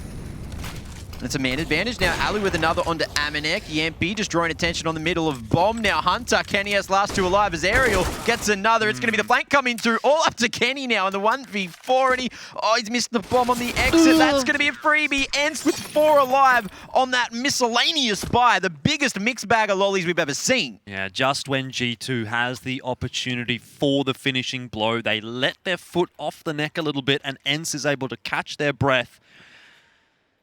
Buy's going to come through from ENCE. G2, bit of a discussion to be had here. What's going on? How do we have to keep going down to these clutch situations to get rounds? And what are we buying? Well, Deagle and Mac 10 for Jackson Amanek is all they'll be able to afford. Yeah, it's a pretty scuffed buy here for G2, but at least they've got the round difference to be able to recover here. Initial smoke onto Sandwich and E-Box once again here for G2. ENCE replies with their own utility usage, secures that T-Con and SL control. And G2, once again, they go back to what's been working for them. They want to try their luck with this Inners execute, but with much less Molotovs and flashes than before, they're going to have to go for a bit of a different approach.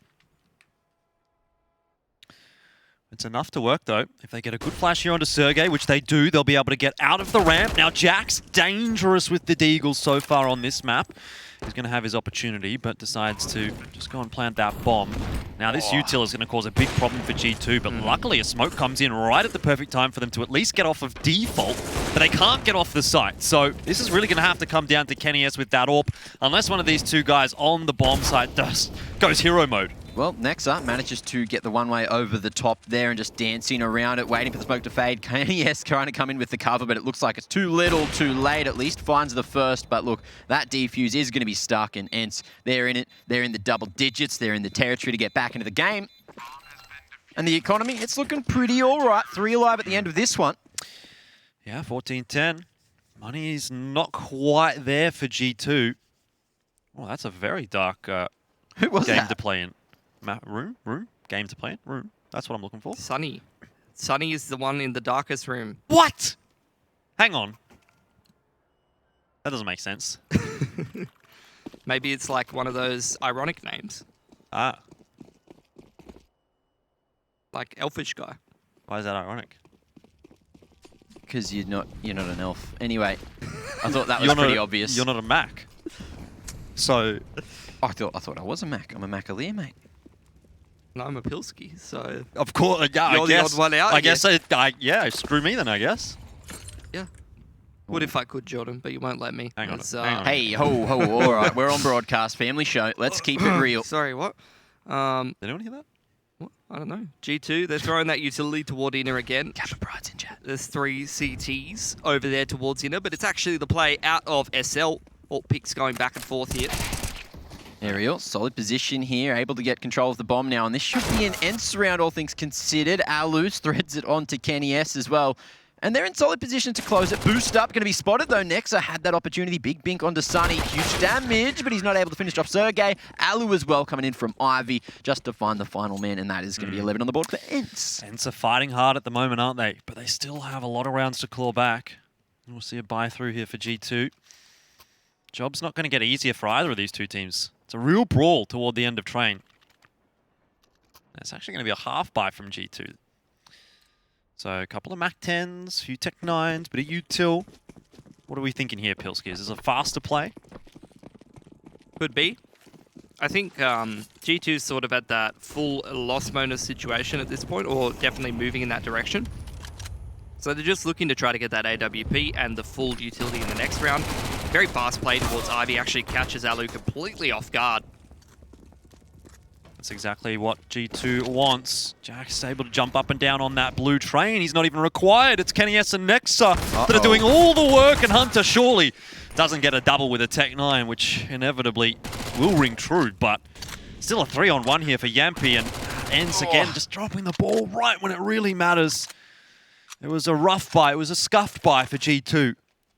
But they're able to get it done. Yampy's going to save the AWP. Well, G2 pushing it across the line to 15 now.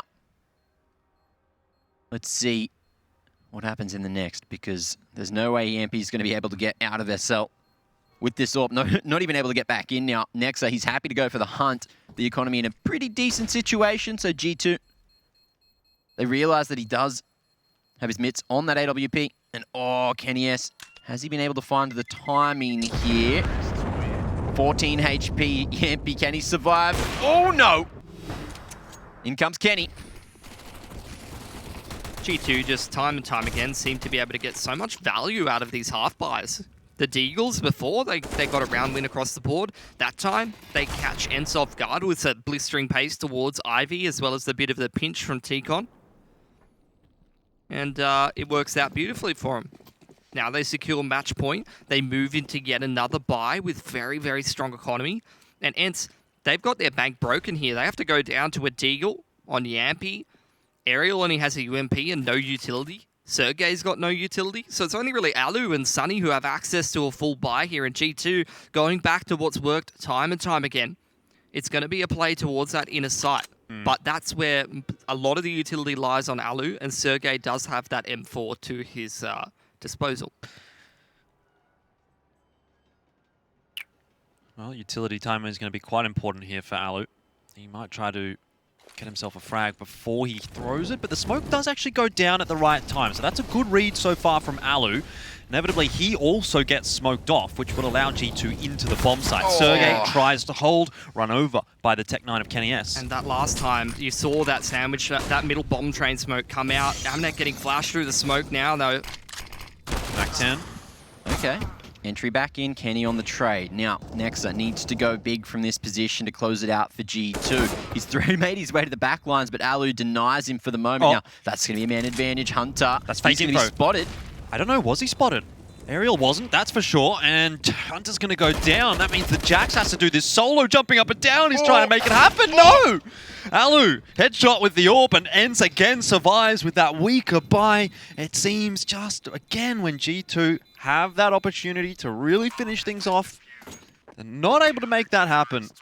And the grind continues. It's interesting that Sergey plays on the middle of bomb train there. When the last time that execute came out, G2 mollied off that position. And again, they did it from upper ramp. The molly onto middle bomb train actually pushed Sergey out of position. However, ENCE taking their time, not rushing things on the retake, even though they're facing match point.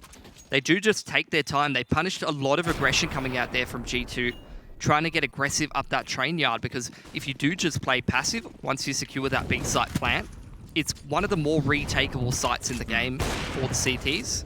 So sometimes you do need to go for that aggression, and again, the aggression has worked out nicely for G2, at least in the earlier parts of the round as opposed to the post plant. And they're going to slow things down now.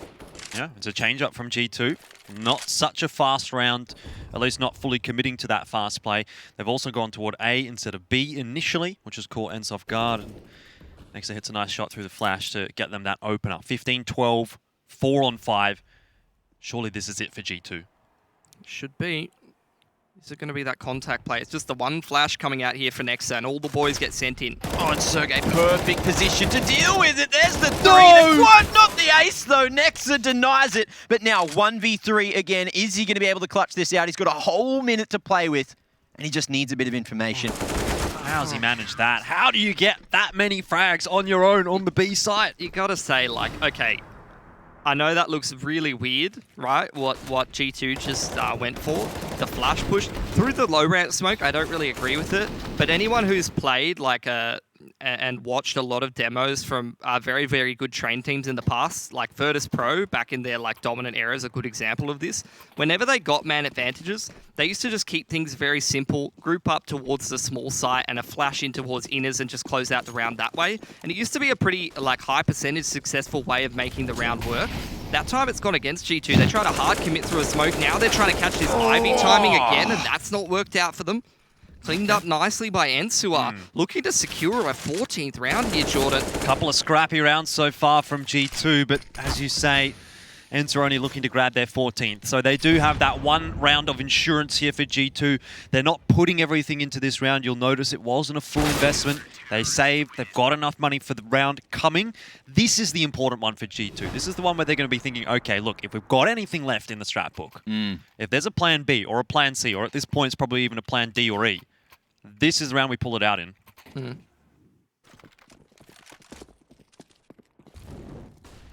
I feel like ENCE has seen pretty much everything G2 has to offer on this T side, really.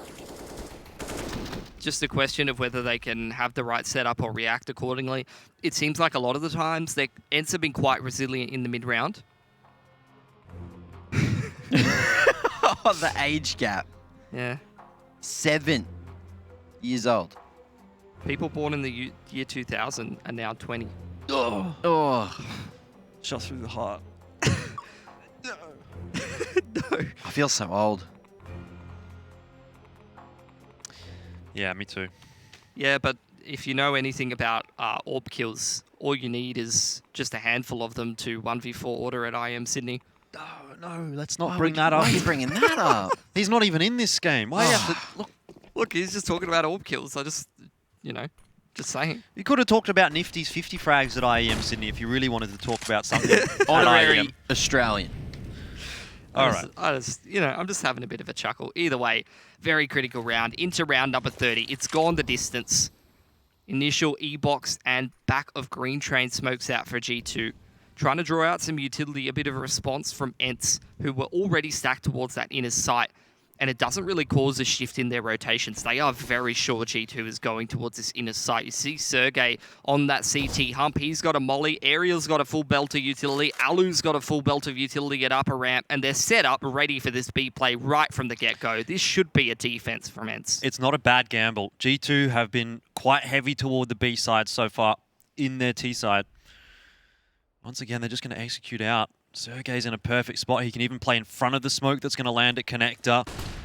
Gets the incendiary down at a good time as well. This is looking bad for G2, but Jax finds an entry. Maybe there's another twist and another turn to the round. Ariel gives away his position. Nexa can't get off the bomb in time. All of a sudden, it falls apart for G2. The wrap going at the perfect moment. Back to the 2-on-2 we go as Jackson Hunter managed to hit back at the perfect moment. Sunny waiting. Molly goes down and just gets away in time before Hunter spots him. But now it's Alu isolated, spotting Kenny over the smoke. And that's going to be the bomb plant secured. Now, Hunter able to play from upper. But look at this Sunny. He's going on the full rotation back through SL. Let's see if Alu can buy the time. Well, it's going to take quite a while for Sunny to actually get back into position here. And at the moment, Hunter looks like he wants to check. The question is, will he? He's crept into the ramp. He's got no idea. Sunny's behind him, and that's overtime. Woo! Alrighty. So this map not done just yet. I'm excited to catch a little bit more. 15-15 as we head into OT. And ladies and gentlemen, we will be back in just a moment with that, so don't go too far because it's overtime. ENCE and G2. Still it feels like I saw you every day. Tired of hanging around the ones that always need an explanation. I don't wanna, don't need to every day. Explain myself, don't hold it against me if I'm somewhere else.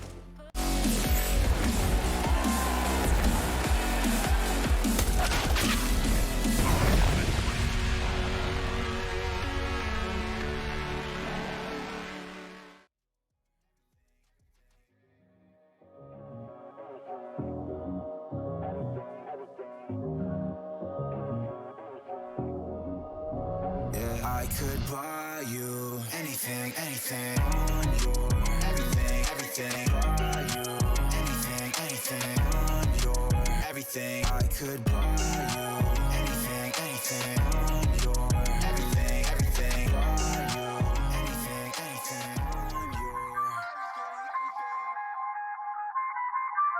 I feel on top of the world, I feel on top of the world right now. I feel on top of the world, I feel on top of the world right now. I always wanted the world, I wanna conquer the world right now. I feel on top of the world, I feel on top of the world right now. I call a shot to the man with the plot and we only go bombs away. Ain't no one protecting my mind as a weapon, that's why I'ma dominate. Taking advantage of every second, now I ain't got time to waste. They all tryna sign my name, they want me to sign my name. Counting your blessing while I count that in my winnings. We take 50s and 100s and throw them up to the ceiling. Everything I envision, now everybody gon' witness. Only difference between us is I ain't stop till I finish.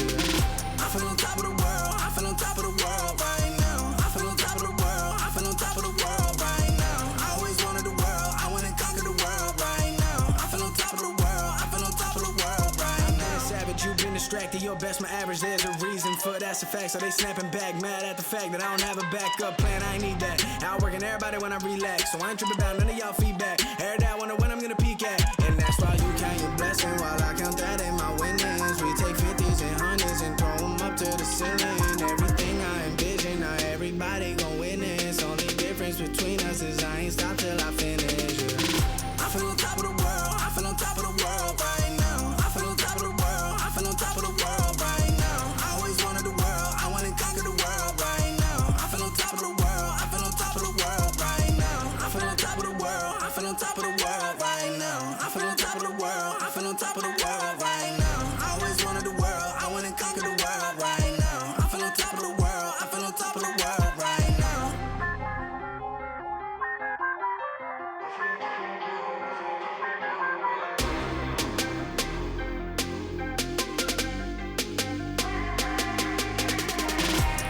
shots in the man with the plot and we only go bombs away.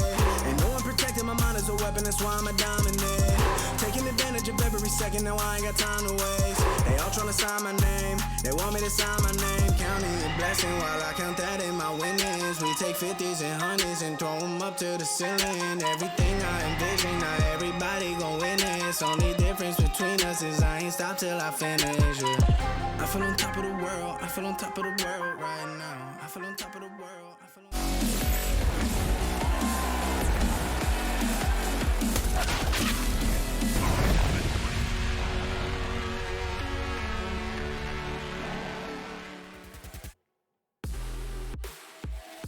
Overtime is the name of the game between G2 and ENCE, and it was ENCE that made such a stoic comeback in the second half of Train that pushed us all the way here. Some might say G2 had many opportunities to finish the map off, but now they're going to have to do it the hard way. 15-15 the scoreline, round one of overtime, and G2 going to need to show us a little bit more on their T side than just a B execute. Yeah, I would say the same.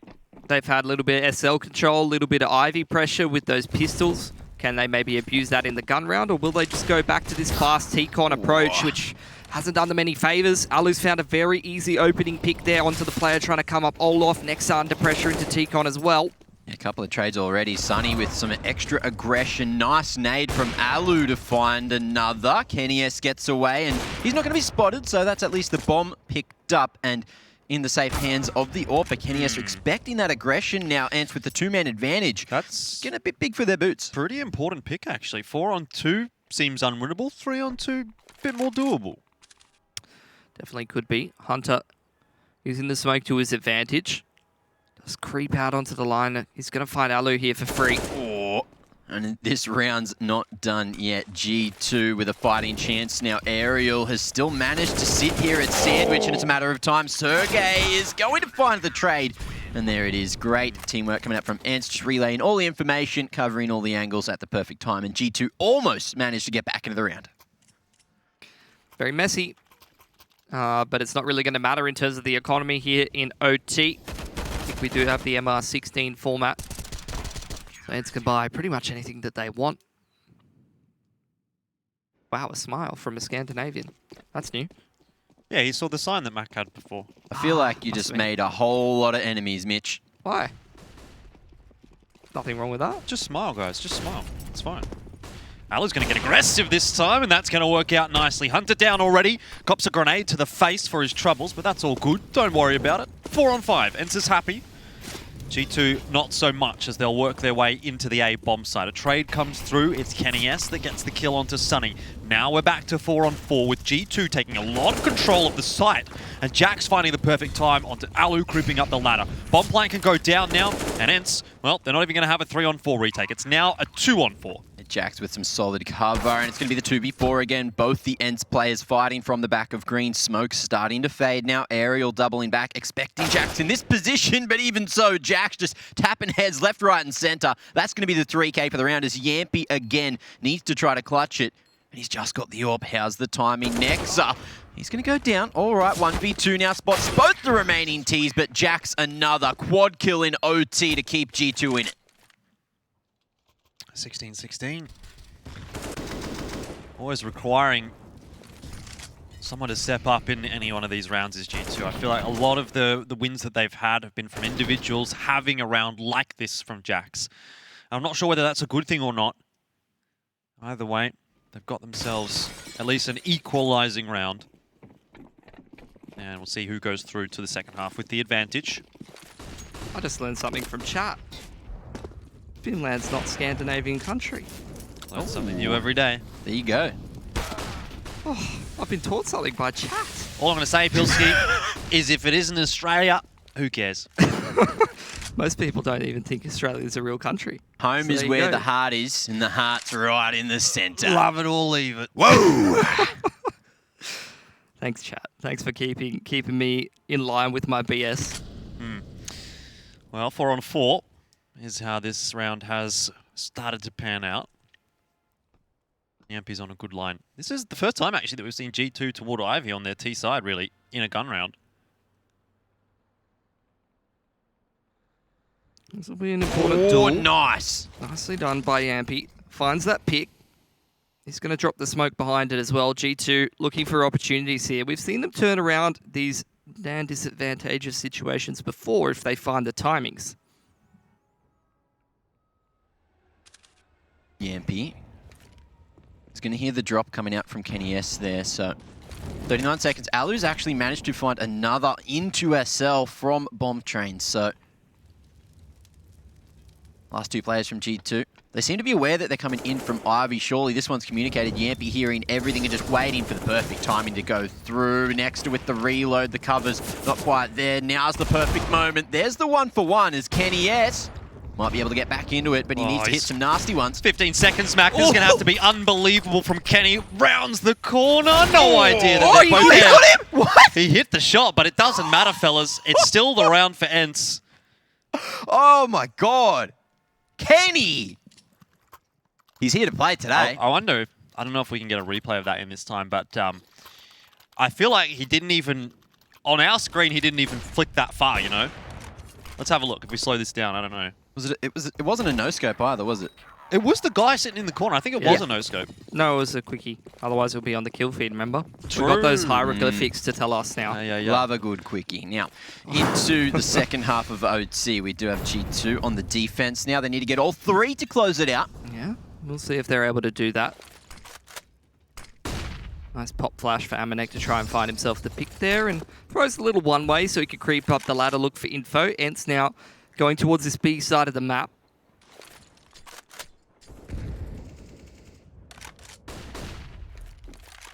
All the way out they go next, so just waiting here. Nice off angle. That's going to be the bomb spotted. Aerial up the lane is going to maybe... Oh, it's actually Sergey to get the trade. Now, let's see how Kenny can go from here. Back of oil, just buying time. Aerial, a nasty one to find the head again. Just hunting Hunter as Kenny. Is he going to expect this aggression? What about Amanek? That's the real question. He's fully flashed, fully white. He's got no idea. Aerial's in Z connector, and that's the end of Jax. Amanek looks for the trade, but he cannot get it. And again, Kenny S, the odds are against him here. That's beautiful from Aerial. He's played that perfectly. Been sent in by the flash, finds the pick, baits the peek out from that other player. Now Sergey's going to come a Gooper stomp onto Kenny S and put ENCE on match point. It's been a grind. Yep. But they may actually be picking up their map here after being down, what was it, like 14-8 or something like that? 14-9? Yeah, I think it was 14-8. Yeah, it was 14-8. That's a pretty good comeback. On the CT side, no less. Those comebacks on the CT side are cooked sometimes, especially when your money gets real shaky. Which it did multiple times for ENCE, but they won every single one of those important kind of force by, half by sort of rounds. It's a clutch one. Let's see if G2 are just as clutch here. They're facing match point, need to win 2 on the trot to push it into yet another OT. Lots of utility being put in towards Olaf, T-Con, and SL from G2, as we do have the sandwich and E-box smokes coming out from ENCE. They have secured that SL control, and they're going to try and hit a timing onto Outer now. Well, they're going to have to do something special here, and G2, so far, the start is not good. It's actually not just bad. It's kind of getting awful. It's 3 on 5. Kenny S down as well. Yampy, he's been let run amok on the A-bomb site. 4 on 2 the remainder. But Jax, he salvages it with a double. Unfortunately, he's not going to have enough, and Sergey and Sunny will finish it off. ENCE get the map victory, and G2 would rather forget that map, but we're going to have to talk about it when we do come back after the break.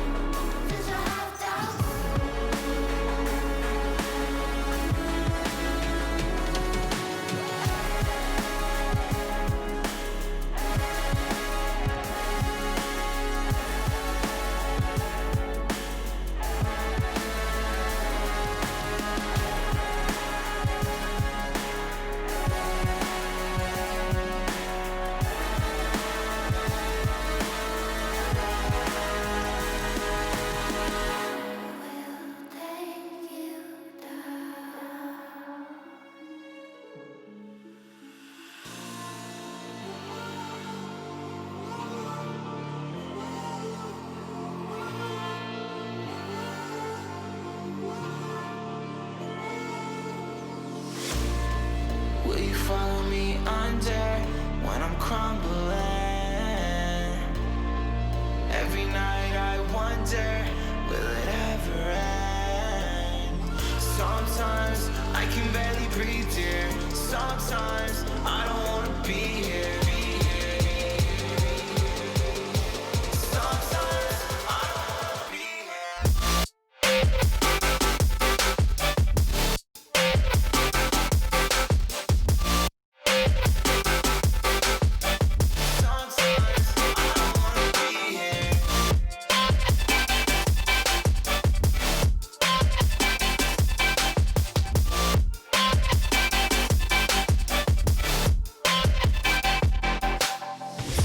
Demons always bother me. I'm leaving, but they follow me.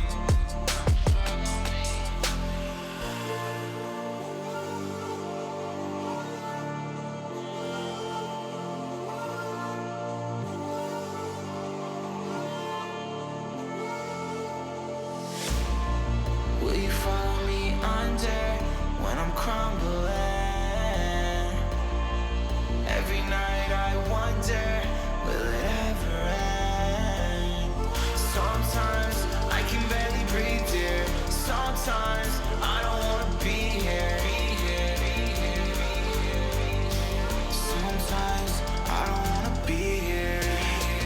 Will you follow me under? Sometimes I don't wanna be here.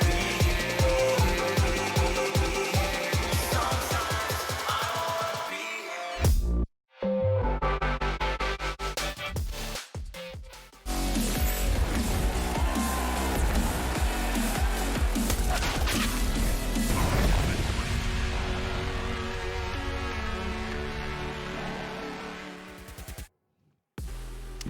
(19-16) and an incredible comeback for ENCE as they get the map victory over G2.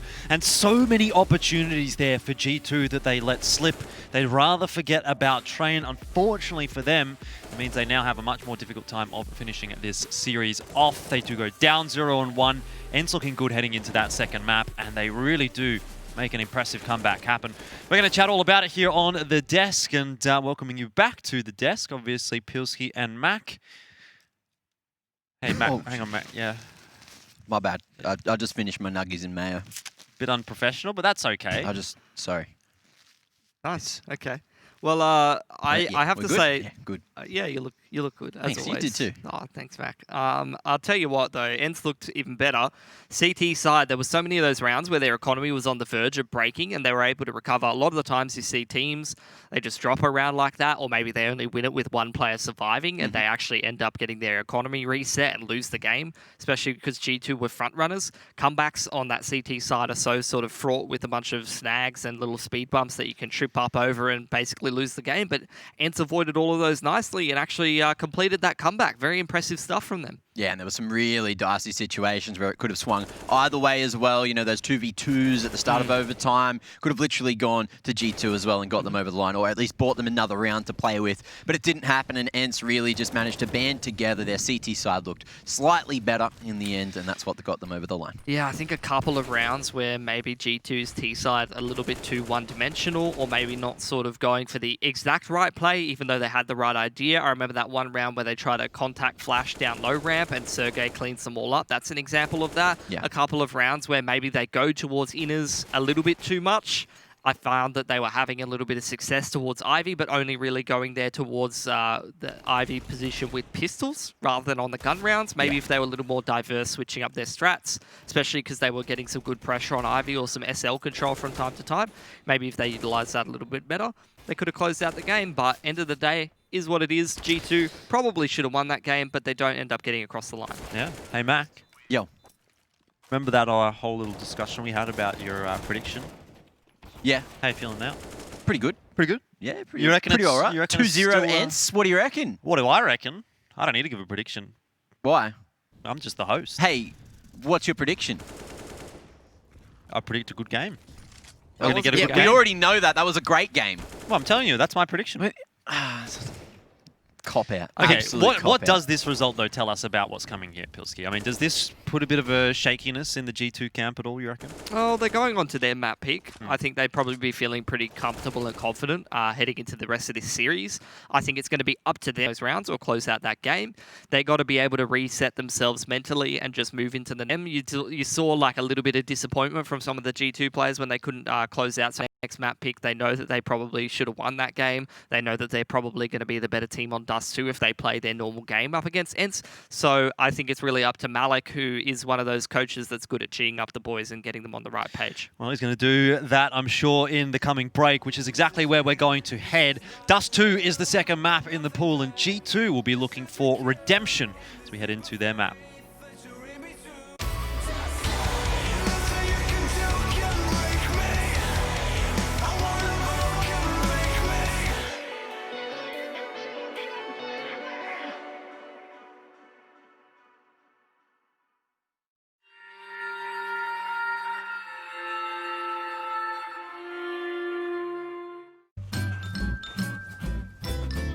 You ready? Huh? Hey, he's a good boy, huh? You ready? Huh?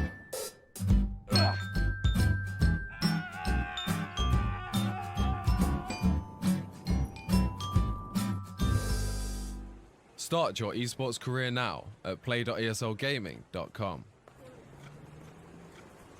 My name is Jordan Gilbert, aka Nothing. Hi, my name is Sue Lee. My handle is Smix.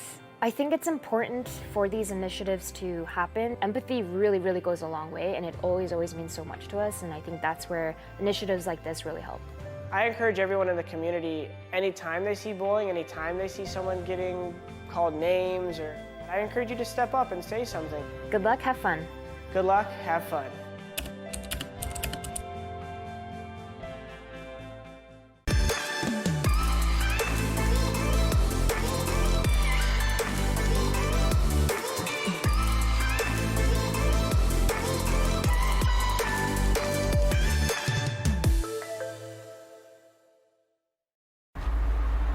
The stage is set.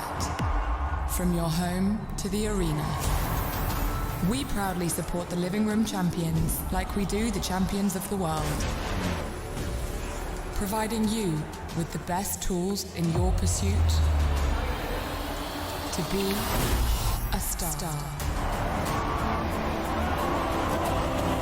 Euronics, official electronics retailer of ESL Pro League. Everybody loves an underdog.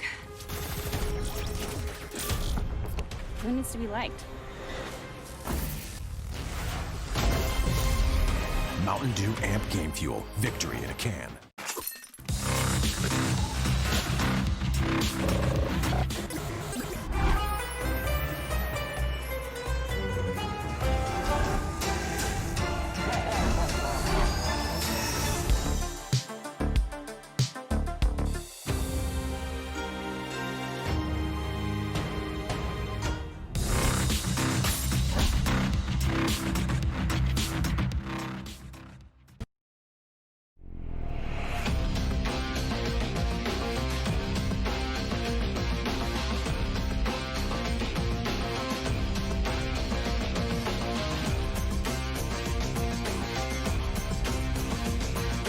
Your favorites will play soon. You hope for the win. Excited about the game. But something has changed. You start to doubt. Will they pull it off? Or will they drift away? You pull yourself together because you're sure they're revved up to win. You know they've prepared. They've picked the right course. And even when there's no chances, you believe they will win. GG Bet. Be excited.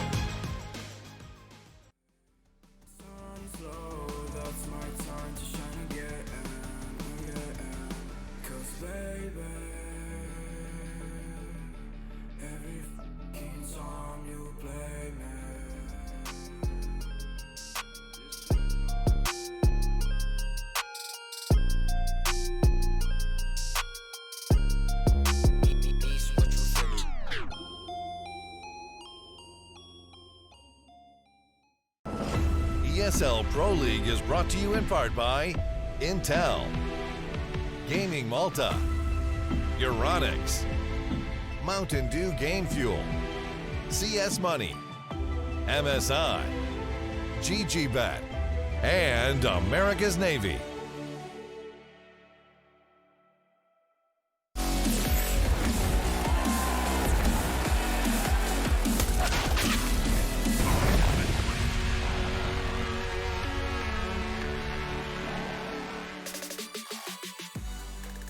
Dust 2 will be the map where ENCE looks to finish this series against G2. Currently, they've grabbed themselves a map victory on Train. Although it wasn't too easy to come by, they did inevitably get it over the line in overtime. And fellas, we head into G2's map choice.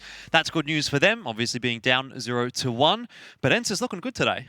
I'd say they are. A bit of a comeback had to be in order for them to actually get across the line there on Train. I think they started to step up individually, and that's going to be an important factor because in my mind, I feel like G2, although ENCE at the moment has a lot of skilled players on the roster, their form might not be there. I feel like G2's got that sort of firepower edge, at least in terms of the form of the players. So moving on to Dust 2 and Mirage, you can't afford to have any liabilities in terms of individual performance. Well, I know Alu was actually playing pretty well, and look, Dust 2 is a bit of an AWP's playground, so if Alu continues that form across, then ENCE might still be able to wrangle this 2-0. Yeah, odds are favouring ENCE now as well, Mac. So a bit of a shift there. Bit of a shift there. Well, look, you did say today, you know, and I was thinking, is it even daytime? Because it was dark when I got in here. True. So do you want to give us a quick time check, Jordan? Absolutely, Mac. That's something I can do for you. And it is 6:28 in the morning here in Australia. I don't even reckon the kookaburras are up yet. Ah, they You definitely reckon? are. I can't hear them. Can't hear them. I could tell No. you, I know that they are because I used to stay up till 4 a.m. in the morning and that's when they start laughing. So Something I can hear, though, Pilski, is the music. And you know what that means? It means we're heading into the map. It's Dust 2 time. And it's map 2 between G2 and ENCE. And ENCE, they have a map advantage and are looking to finish this series off in a 2-0 fashion. G2 looking to salvage their series on their own map choice. Alright, well, ENCE have chosen to start out on that CT side instead of the T side, and they've already lost an initial pick on towards Aerial at this short position. Now the A split comes out from G2. And straight up short now, Sunny able to hold from CT for the moment, but Jax coming up long is able to get another, and that's going to be the two-man advantage for now, but not for long. Hang on. Alu all the way from behind, two quick ones coming in from the flank, and Sergey almost shutting this round down already. Amanek just committing to the plant now. Alu looking to close the distance, has to fight from two angles, but he's unable to isolate the fight. It's actually Sergey coming in from short to find the kill, and that's going to be a quick retake coming out from ENCE. It was for 4-on-2, Mac. Alu just hits two massive frags all the way down from the bottom of long, and G2, they lose the pistol. Great start for ENCE. The element of surprise. It's beautiful, really.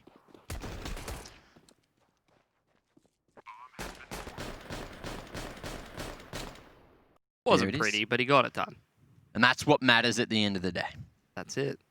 ENCE get that pistol, get off to a good start on this CT side. As for G2, once again, not forcing in the second round, choosing to take that save round with the pistols invested, try to do a little damage, chip down that CT economy before moving into a gun round in the next. Yeah, looks like it might be a little bit of a quicker play here from ENCE. At least they got aggressive early on in the piece, but they've backed off. Big damage from the grenade onto Jax. That was just fanged through the mid doors. G2 suffering as a result. Look at how low they are across the board. Jax, Kenny, Amanek all getting tagged up early. It's going to put ENCE in a nice spot to finish this round off without potentially even losing guns. Let's see if they can finish here. Alu just waiting. Kenny, tight line held, but he's unable to connect, and it's the spam to get first blood. Alu doing God's work at the moment is now Sunny, waiting for the push up short. Let's see if he can deny them getting to elbow. Looks like it's going to be Alu. CT, perfect flash there coming out from Aerial to blind all the remaining Ts, and that was easy peasy for Sunny. Very nicely done. Now into the buy for G2. But ENCE, once again, something that they've been doing so fantastically today is just winning these rounds, anti-ecos, sometimes even gun rounds, very cleanly on the CT side. Keeps their money nice and strong and allows them to have a little bit more resilience and recover from a few of these losses should they incur them. G2 into their first buy. Well, it is G2's map pick, so they're going to have something in their back pocket here on the T side of Dust 2. I think we're in the front pocket at this point. Yeah. First gun round, you know? Just trying to reach for whatever's easiest.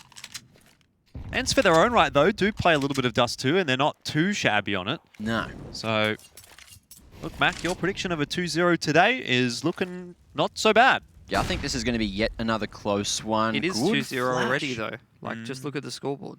Great. You've already won your prediction, mate. That's not your best joke, Pilly. What do you mean? What joke? That's a horrible joke. I mean, unfortunately, Mac, I think it probably is one of his better jokes, but... Look, I actually agree with you there.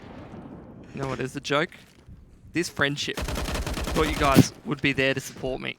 But apparently Colleagues. Friends. Let's get this straight, all right? Maybe not. As you do see, G2, they've taken that catwalk control. Don't have a whole lot of utility left over, though. Only 3 smokes, a handful of flashes.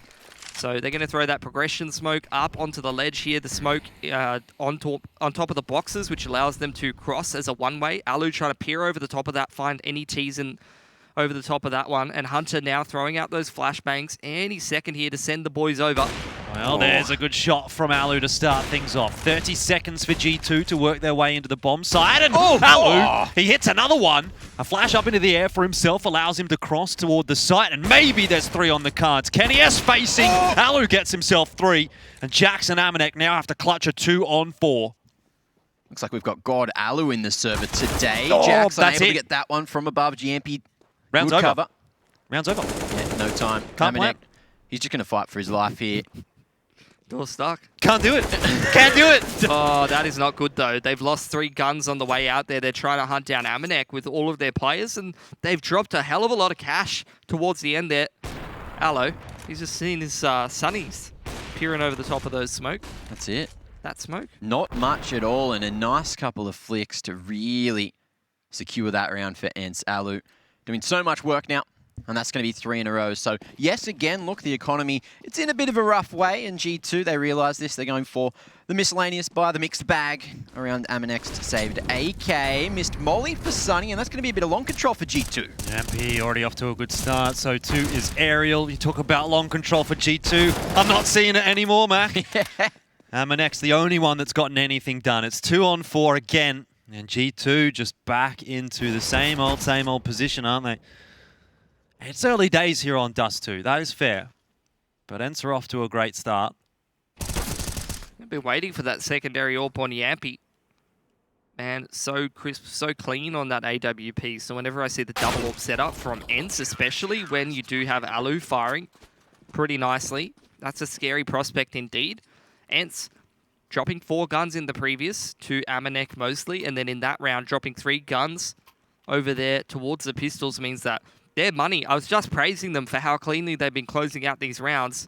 Completely the opposite these last couple of rounds. Look at their cash, it's absolutely cooked. G2 now with a window to turn this game around. Amanek's gone towards that Mac 10 after being left alive in one of those previous rounds, and it seems like G2 wants to pick up the pace towards B here potentially. He's been pretty fine at using this Mac 10 though, especially over on train. He picked it up a few times when he had money for extra. And, big pick, big damage already onto Nexa. Now, going into the site, great utility usage. Sergey drops himself another flash to go wide, and he cannot snag another, but Yampy able to come in time on the cross now. It's going to be a 3-on-4 for the retake. ENCE with that man advantage. Yeah, still not looking too bad for ENCE here, to be honest. They've got a lot of util. Yeah. You do have Sunny on the big flank right around here. As ENCE setting up for this retake. Still, like you said, plenty of utility, but aggression actually from Kenny evens up the odds. Back to 3-on-3. The grenade, though, could prove imperative. With Nexa down on 20 HP, I wonder if that gets thrown in and connects. What happens? Sunny still holding on to it and perhaps won't even be the one to use it because he's the guy in upper dark. Flashes are going through courtesy of Yampy. Kenny, what is that? You're not hiding. He's not hiding at all. And Sunny has walked in. He's got the double. That's enough for ENCE. They're going to be 5-0 up. Kenny was looking for his keys. He lost his keys. He's lost a round. Oh, no. He didn't have a defuse kit. This round is a clown fiesta.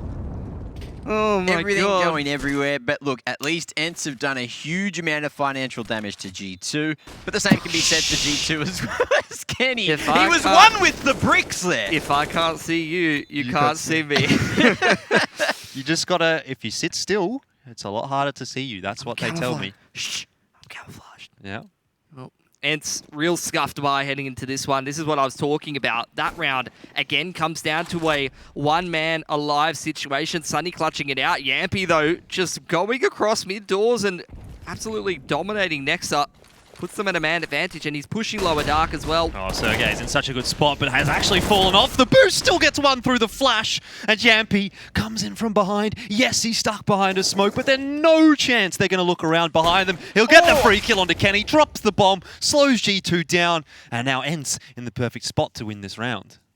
And that was the issue as well. Just having that scout means you're not able to get multi-frags too easily. Tag through the wall into Jax, and that might just be the securing situation. But let's see what Hunter can do. He's got full HP. Jax with a nice headshot. That's control of upper dark now. And Hunter wants to make an aggressive play. He's going to find both. 2v3. G2 get it over the line. Yeah, and that's the breaking point for ENCE. All of the work done in the last couple of rounds by G2, just chipping away at that economy. It starts with Amanek getting those kills towards the end of that initial gun round. Following that, the pistols taking away a hell of a lot of guns off of ENCE. And then that last round just coming down to a 1v1 where Sunny wins it means that they have no cash left in reserve. And with Hunter coming through with that 2k, that breaks the money of ENCE, and they're forced onto the force buy here, trying to make the scouts and the pistols work up against G2. Well, I've seen ENCE have success with some weaker buys on train, although admittedly not generally this week. They were more sort of half buys with some FAMASas and an M4 or 2. Double scout though, definitely workable on a map like Dust 2. A lot of long range angles. Tag up a couple of guys, get those pistols going to work. G2's not running into anything too unnecessary yet, but Yampy's going to be boosted up. Jax looks like he's waiting for that, but perhaps not. Not any significant damage going across to either side just yet.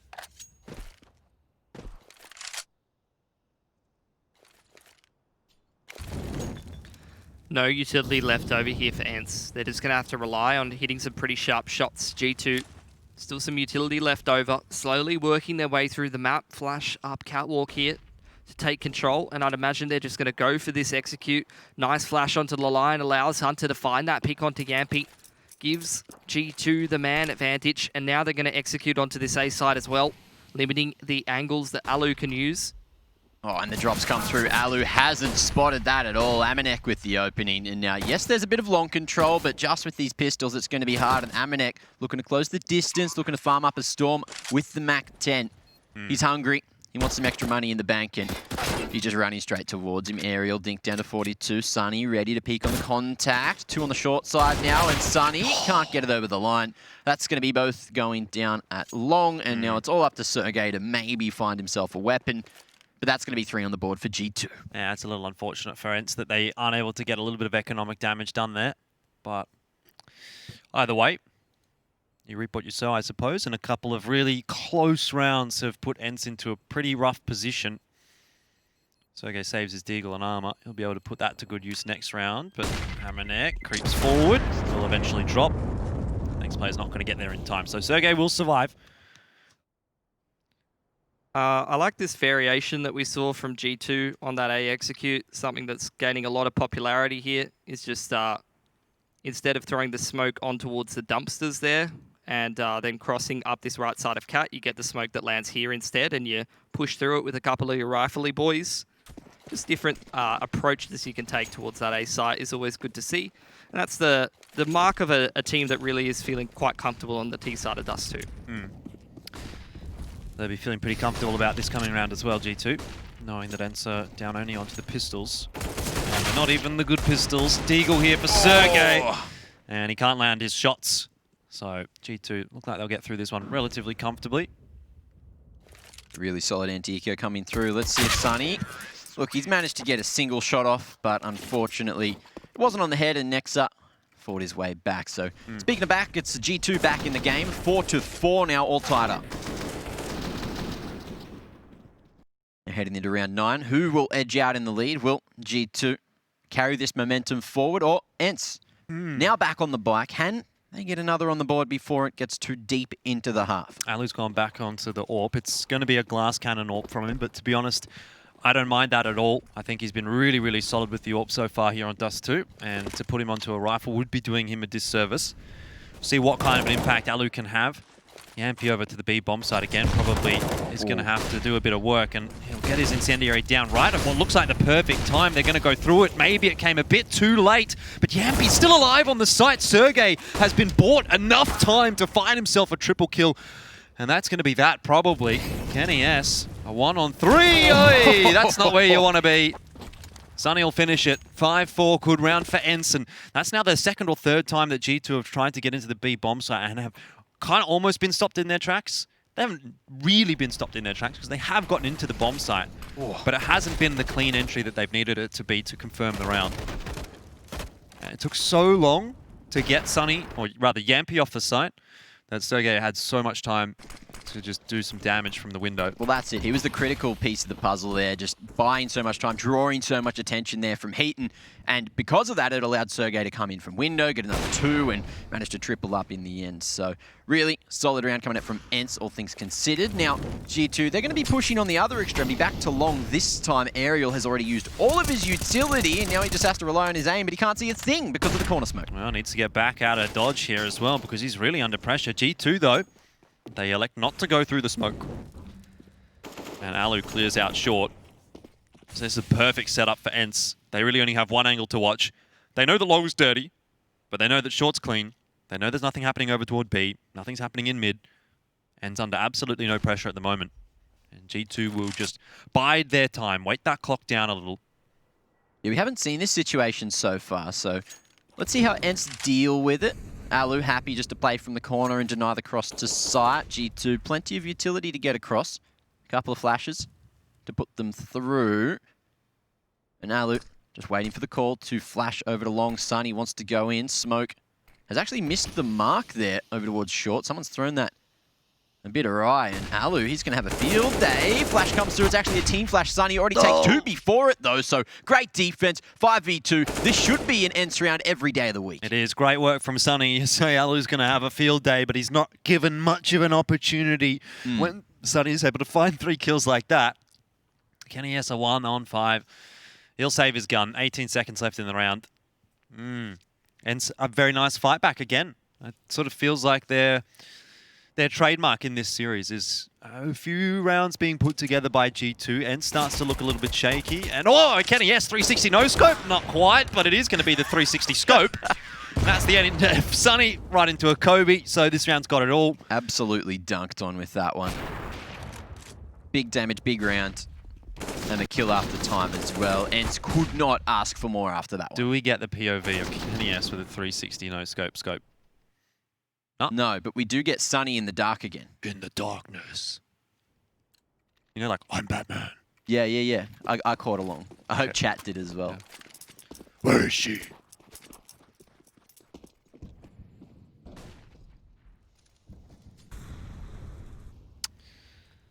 Well, off we go again. Alu this time has armor, and he's also got himself an opening pick onto Kenny S.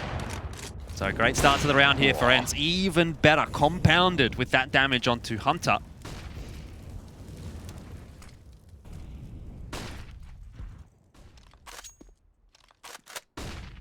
Quickly up into the A-bomb site goes G2, but they're going to have to deal with Sunny. They're going to have to deal with Alu, and already Hunter and Amanek down low on HP. They're stopped in their tracks, G2. They're scared of pushing forward, and that's a free kill for Alu. What is this map? It's just like that every single round. Ooh. And Alu is putting on a clinic at the moment. That's a 4K. My God. And 7 for ENCE.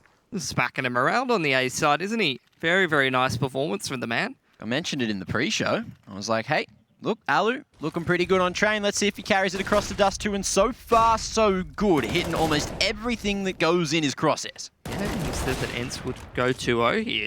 So, you might be on the money for once, Mac.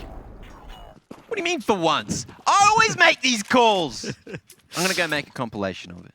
Okay. I'd love to see it. I also make lots of calls that don't, come to fruition. But we forget don't about put those in. We don't put those in the compilation. We forget about those. That's it.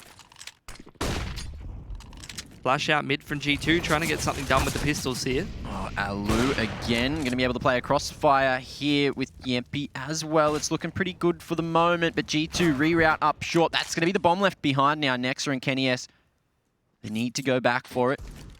Deagle retrieved.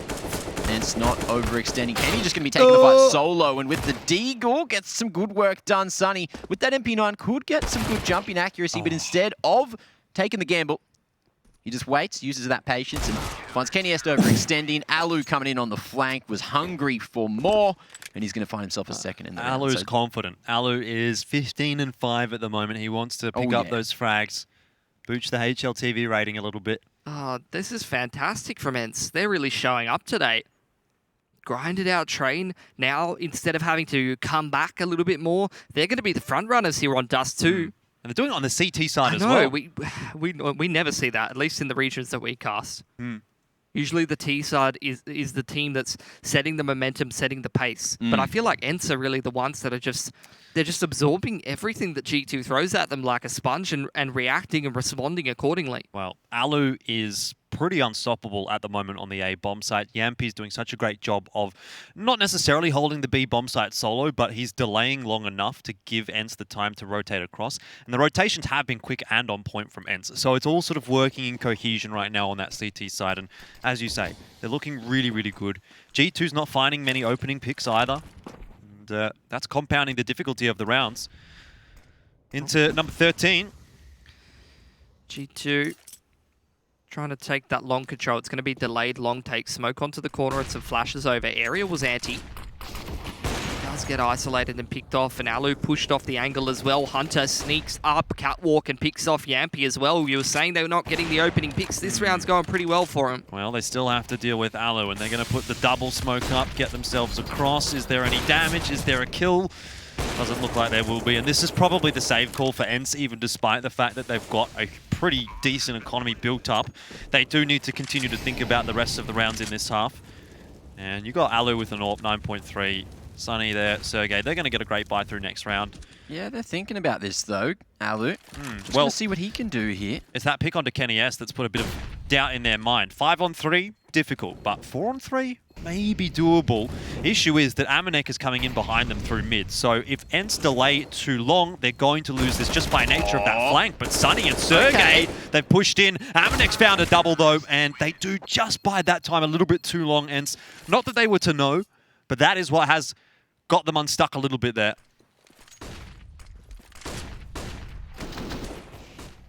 Great entry from Jax. Need to see a bit more of that. And Hunter, perfect timing, catches Yampi.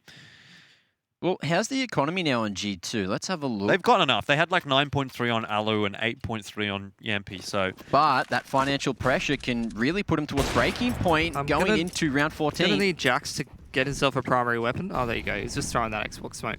Crisis averted. Alu trying to test the waters down towards lowers here. Does drop the nade and doesn't lose his life. Sergey playing very close towards the tunnels. Just a flash to hold. And let's see how G2 go here again. Going to be going for the B site exit. And Sergey going to be playing gate instead this time. Yeah, no rotation coming in just yet, but Yampi's coming across. Sergey, nearly a two-man spray down, but helps out long enough, and Yampi through the smoke. That's the end of Nexa. Probably the end of the push as well for G2. They've got Hunter walking into the A bomb site, and he'll drop down into CT spawn, but he's made plenty of noise. And the B site just does not seem to be it for G2. They've had so much difficulty getting into that site cleanly. I guess it's too late in the half to really make a difference. Kenny. I just wanted to take a look at this long take from G2. I thought that was pretty cool. You got a couple of old mates just chilling here next to the smoke. And you're going to see this corner smoke getting thrown out, as well as some flashes, which isolates Aerial here, and they're able to flash him off the line and just isolate that pick. Really like that from G2, and you can see the continual flashes being invested as they actually commit to taking that long control. That was 2 rounds ago. Last round, obviously, saw that big play didn't work out as well for G2. So, mixed results for them on this T side. Let's see if they can try to scrounge themselves a 6th round here, or whether ENCE will actually get towards that double digits. A pretty dominant scoreline on the CT side of Dust 2, to be honest. Speaking of dominant scorelines, fellas, 100 Thieves. 16-3, wasn't it? First map. What was it second? 16-5. Oh, that's what I was saying. I was making this point the other day on the desk segments that we do, no one watches, is that, you know... Feels bad, man. Pepper hands. 100 Thieves, they're going down 0-2, but... No! Then they've recovered against some other opponents. And we thought Chaos was looking really good, but that's a nice response from 100 Thieves. Anyway, we're here to look at ENCE and G2, and that's a great start for Yampi. Able to just have a quick peek into upper tunnels, clear that out. Sunny! They didn't check him properly. Kenny S is going to die as a result. And now Alu starts to float back across. There is only the one smoke, so there's going to be a hole here if they do end up using it. The flash, though. Towards the line, but he still doesn't make it across, actually. It's just Nexa in the 1-on-3 now. And he's won these before, so let's see what he can do. Going back for more, 30 seconds, and he hasn't been spotted on the cross, but Sergey has the line. Hasn't been spotted, though. Smoke about to fade, and another is actually going to be invested. ENCE just happily playing this one shoulder to shoulder, waiting for Nexa to make a move, but Alu, he's going to be open to an attack from above, but this time they're just waiting for the bomb to go down. Great patience. Oh, I wanted to see the jumping AWP kill. You know, love to see that here on Dust 2. Maybe it's not going to come down. It does. Never mind. Beautiful. I think that's the first time you haven't cast a vibes. curse to situation. You know what that reminds me of, Pilski? What does it remind you of, Jordan? It reminds me of a 10-5 first half. We're heading into the break. Don't go too far. We'll be back after this.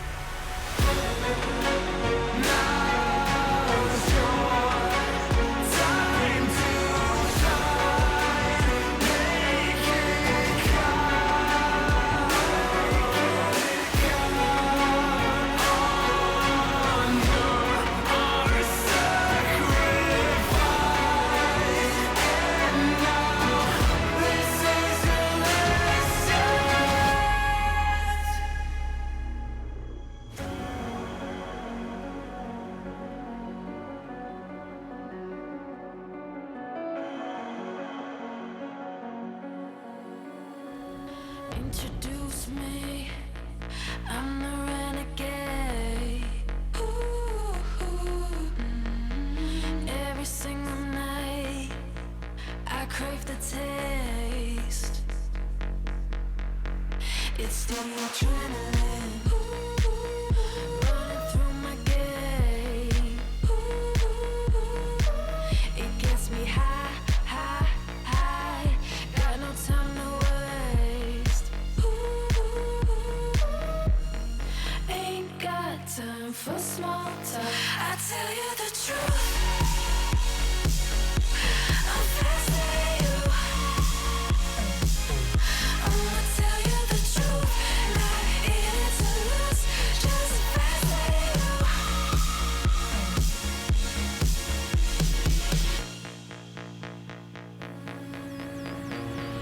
Look into my eyes, I'm not afraid. Take over my mind.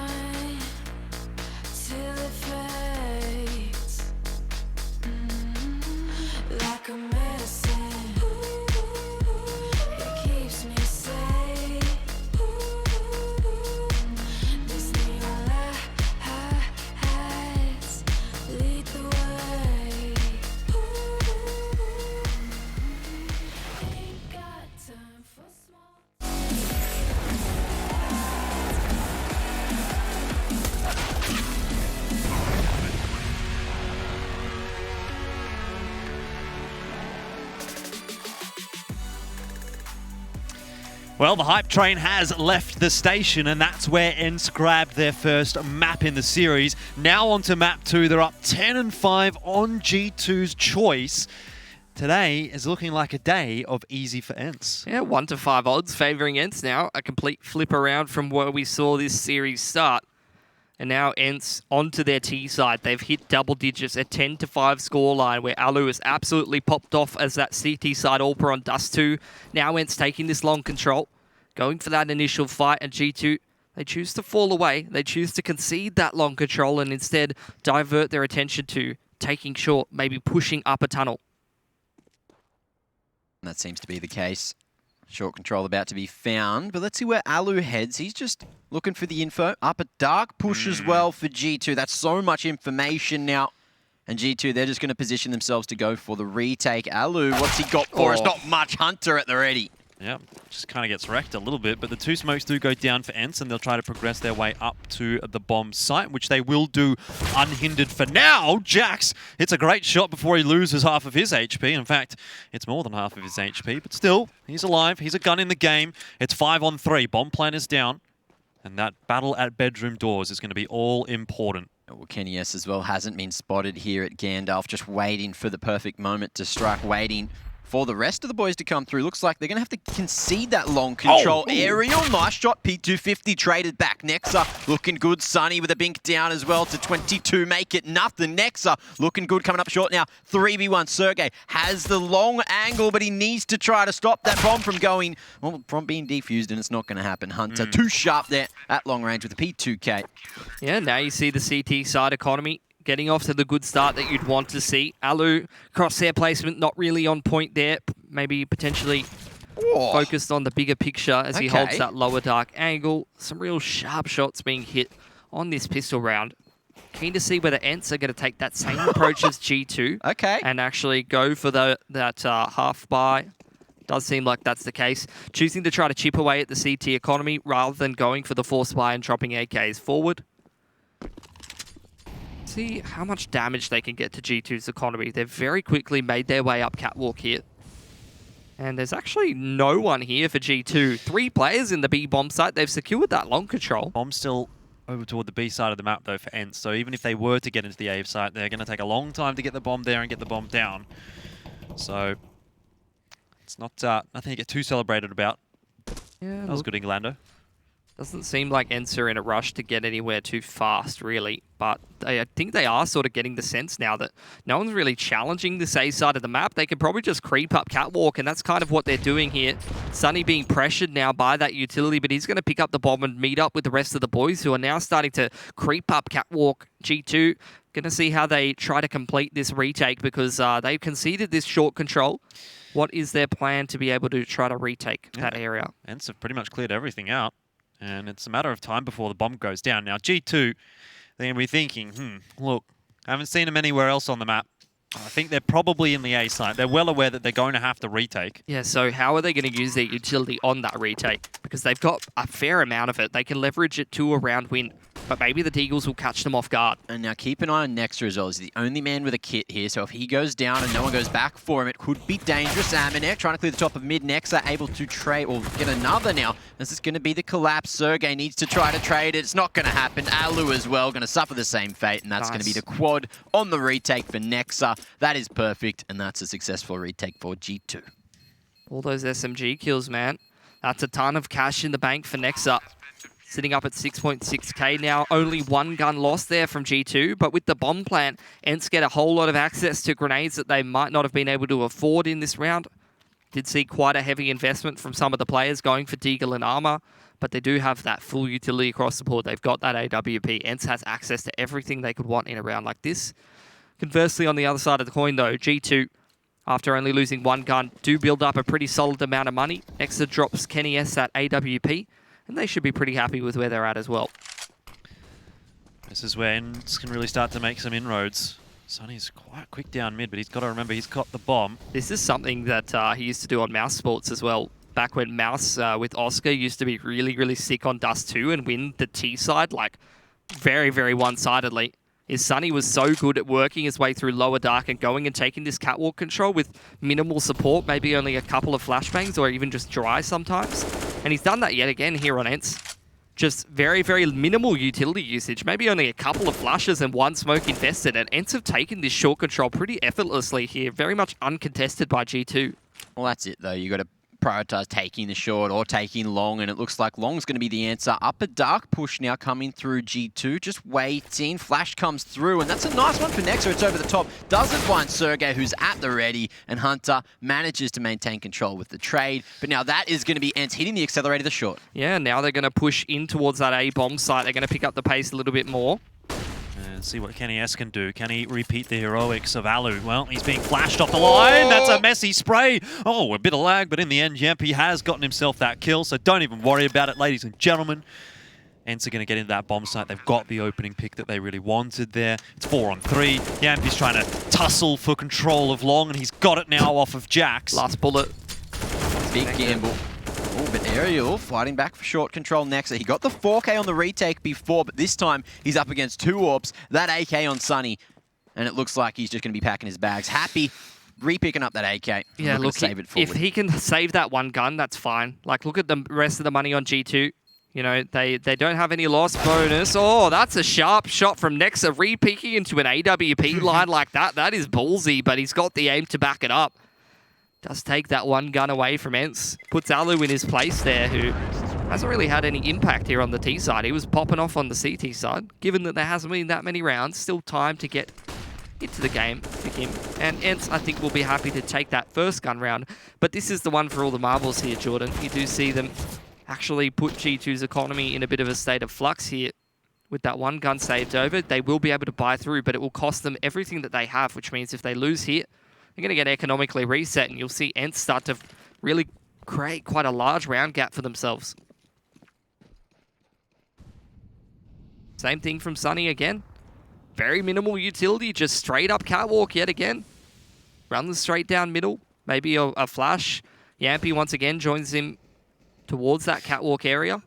Correct me if I'm wrong, but this is more or less an exact mirror of what ENCE did in the last round on their T side. And it's an exact mirror of what G2 did in the last round on their CT side. Neither of these teams switching things up whatsoever. G2 very much playing towards the extremities, flash and the run boost, very nicely done. G2 doesn't have the AWP this time, though, on long, which could be a problem if ENCE decides to start making their way into A. Oh, absolutely. Again, this upper dark push coming out, dry this time. How the hell has Amanek got that much damage with that UMP jumping into midair, but eventually does go down. Nexa gets one back as well. Things starting to look a little bit different now. ENCE have not confirmed a push into the A bomb site. Bomb's actually gone all the way back to long, which is where G2 are still holding. Well, you're worrying about that, but look at Hunter. He's all the way through T-spawn. He's coming in on the biggest flank possible. Kenny's gone down, though, and now Jax just needs to buy some time for this flank to come through. He's not going to be able to do that as Aerial takes his head straight off. Free haircuts. Yampi down as well, back to the 2-on-3. And Sunny, Sergey also low. Look at this timing. Hunter should be able to secure the round from here. Sergey hasn't even spotted him on that cross, and that's going to be both found. Bomb in their hands, and it's all up to Sergey. He's got 20 seconds. This is unrealistic. That's all about timing, isn't it? If Sergey turns around and looks at bedroom doors at the right time, he probably gets a free kill in the side of Hunter there. But in the end, Hunter gets through into long, gets that double kill, and G2 are going to secure the round as a result.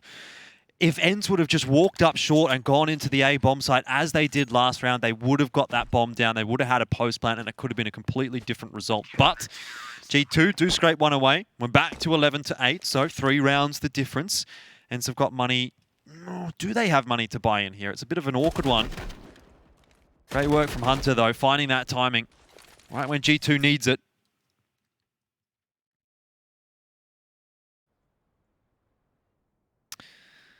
Going to be a tactical pause as well for ENCE. So we haven't seen too many tac pauses so far today.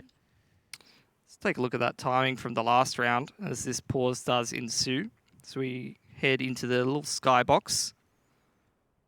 Got Mr. Hunter here. The man's just gunning it straight through T-spawn there. Sergey, you can see he's very fixated on that mid push, but unfortunately maybe a little bit too fixated. Still looking at it. Hunter sneaks past into long. And that's the timing that he needed. ENCE didn't really have any idea. You can see Sunny, he's just anti-flash, Aerial. They're both focused on that A site, but you can see very nicely done. He threads the needle there. I think it was Hunter through the T-spawn. That allows G2 to get themselves a sneaky round that, to be fair, I think ENCE probably should have taken away. Well, they didn't. And I wonder whether ENCE will succumb to the same problems that G2 did on Train, where they have the advantage, but they're not winning those critical rounds.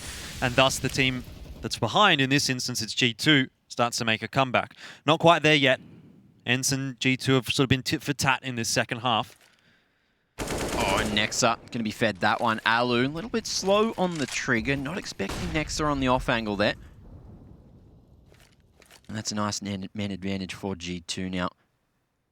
And it's looking like they might just be posturing to go for a bit of short control. Very spread out, waiting to punish aggression.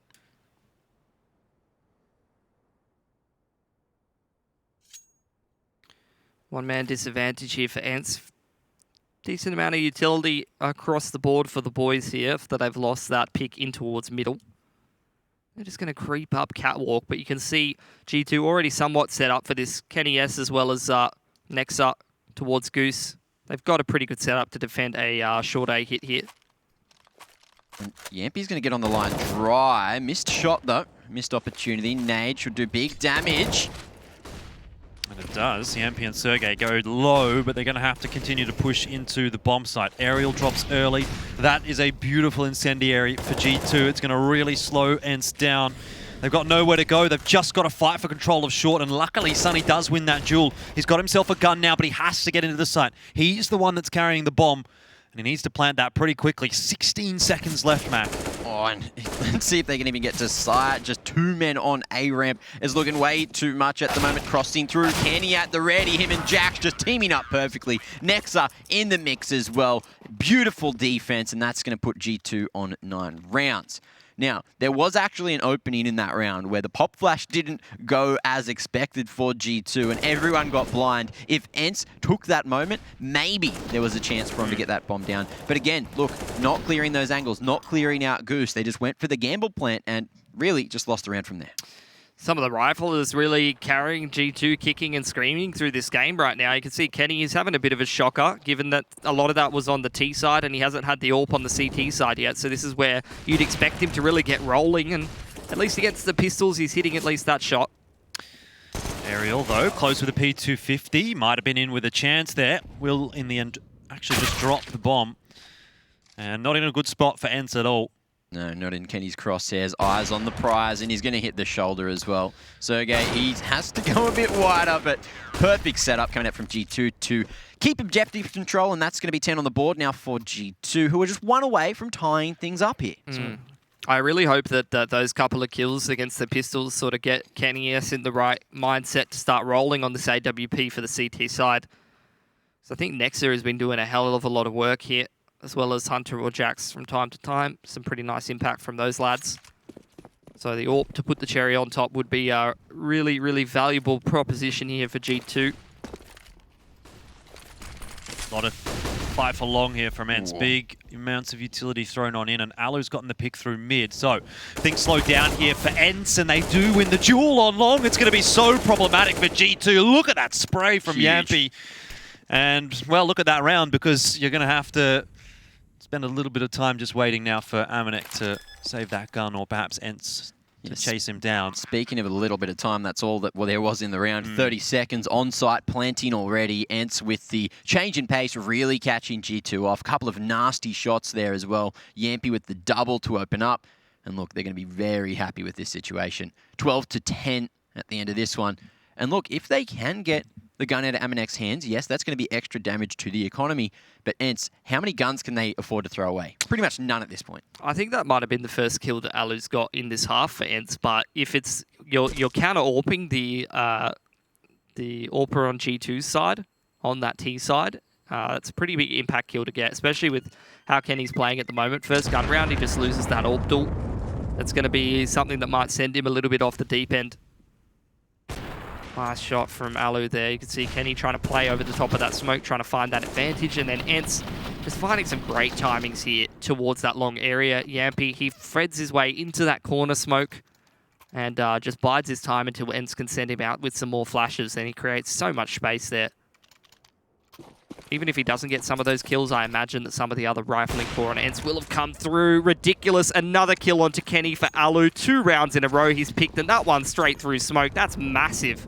ENCE are starting to pressure toward the B bomb site now as well. Amanek cops a grenade right at his feet, down to 50 HP. So already you're starting to feel that tension building over toward the B side of the map, and that draws the extra rotation in for G2, leaving middle open. And ENCE, they can walk straight through the front door. Yeah, who steps up here for G2 now? For the most part, it's been Nexa to be able to make that impact when it doesn't seem like there's much happening. G2 going to go aggressive towards long now. Aerial's keeping tabs on that and does find that initial pick onto Nexa. Oh, and another as well. That's the round, surely. G2 just need to save from this point. But Jax is going to look for a re-entry in the round. No, knife out, turns around just at the right moment. You don't want to be doing that, and it almost costs him his life. There, Amanek, sticking around a bit too long. G2 have gotten that bomb plant down. Now is where ENCE can start looking to hunt these two guns down. They've got a bit of extra cash to play with. They know it's a 5-on-2. And they're up to 13-10. Things are starting to look like the nails are being banged into the coffin for G2. Sergey's in such a good spot, but that's a nice little peek around the corner from Jax. It's going to put an end to him. They don't want to give up these guns, and they're not going to go down without a fight, that is for sure. But Aerial has found the back of Amanek, and he'll know that Jax is close by here as well. Unfortunately, he's been caught in the end by Sunny. Nicely done. G2 with that full loss bonus. It's absolutely God Alu in the server right now. The man is just on a bit of a tear. CT side, he went 18 for 6, then he slowed down first couple rounds on T side, but these last 2 rounds in a row, he's picked Kenny S both times in the AWP versus AWP duel. Now you're really starting to see ENCE put a lot of pressure on G2. G2 into the half by the long stack from them here. Sunny just spotting what he can, and he doesn't see anything. So now you're going to start to see ENCE actually commit out long. This is where the counter flash is going to come in for G2. They've been very patient with holding it. Nexus sends it out. In it comes, and so do G2 now. And it's uneven trades. It's no trades at all. So Kenny unable just to thread the needle. He's going to go down as well. 3 for Sunny, and he's hungry for more. Nexa, last alive. What have you got for us? Well, that's a small thing, but that's the kind of thing that makes a big difference on your T side. It does too. The protocols from ENCE there, after they don't see anything. Oh, that's a nice shot from Nexa, but that's all they'll get. The protocols to not just walk out long idly. You see so many lower level teams just misk it out long and just stand in the open. Oh, I'm going to set up my execute or set up my smoke. Maybe I'm just going to stand in the open here, and you can get caught by those pistols. You can see ENCE, they haven't committed out into the open. They're not trying to take that pick control too quickly. One player at blue, anti-flash. You got one in the long heart. Even when that flash does come out, G2 still get cleaned up because ENCE is in safe enough positions, and that's just good practice, good protocols being put in place by ENCE to make sure they don't get caught off guard by any BS. Time is of the essence now for G2 because they're running out of it. They've only got the 2 rounds left to play with. ENCE are getting very close to actually making that 2-0 happen today. Same thing for ENCE. You're seeing it even more of a commitment. Sunny just runs down mid, jumps up, catwalk. Yampy walks up there as well. All 4 players in position. ENCE now throwing a utility set. Sergey trying to keep those players towards the B site, and he's successfully kept 3 of them committed over there. And out comes the catwalk execute at 1 minute 20, very quickly into this round. What can Kenny do from here, though? Flashed off the line. It looks like they're going to set up for the retake. Missed opportunity. That was on a platter, but Kenny not looking sharp enough on that one. Now, 5v5 for the retake. Where did G2 go? Oh, look at where Sergey is right now. They've gone right past him, but he doesn't hit the shots, and Hunter actually takes him down. A chance now in the round for G2. 5-on-4, but they're lacking utility. They don't have defuse kits. Oh, no. And that Molly's, it's still in a good spot, to be honest. It's going to cook Aerial, but it doesn't matter. It keeps G2 at bay. A knife in the back for Yampy. What is going on? Oh, it's a 2-on-3. It really doesn't matter at the end of the day. This is a messy round from ENCE, but it's going to be a victory. They're going to get to 15, and it looks like Sunny might even finish off Hunter and Amanek as well before they can save their guns. It's horrible news for G2. So much pressure just forcing out a plethora of mistakes, but it works out in the end. The molly stops G2 in their tracks. Yes, it separated the defenses there on short for ENCE, but again, it was just like, what the hell is going on? Yampy, nice 2K. The spray transfer was nuts to secure the round, and that is how ENCE got themselves on to match point. Was there really a knife in that round? Yeah, he knifed. I think Alu knifed his teammate in the back. Yeah, running back to site. What is going on? And I think it was Yampi who then took that into his stride and gets a 2K with the sick spray transfer. So maybe it's the harsh, tough love approach from Alu, just trying to show some of the youngsters how it's done. Go get that 2K on 30 HP, bro. Give him a little bit of a smack, make him play better. All right, let's have a look. We don't advocate for that. Anyway. Potential last round here, G2. They've gone for the 4-man stack at the A site, looking to just go with strength in numbers. Aminek solo at B has the world on his shoulders. Yeah, well. Don't know if ENCE are necessarily going to commit to mid to B here. They're just running in a bit of a default, throwing that utility pressure. This has actually caused a bit of panic for G2. You can see they're rotating over after that mid to B smoke comes out, and Sunny's just going to push into that mid to B smoke and sit in it, waiting for it to fade favorably for him as ENCE starting to put pressure on Catwalk now. Oh, and that's a solid position as well. Able to deny Aminek on the rotation. They've got full control of short, full control of sight. This is it. ENCE doing it 2-0 on the brink. 16-10, and they've done it. 2-0, ENCE take the W.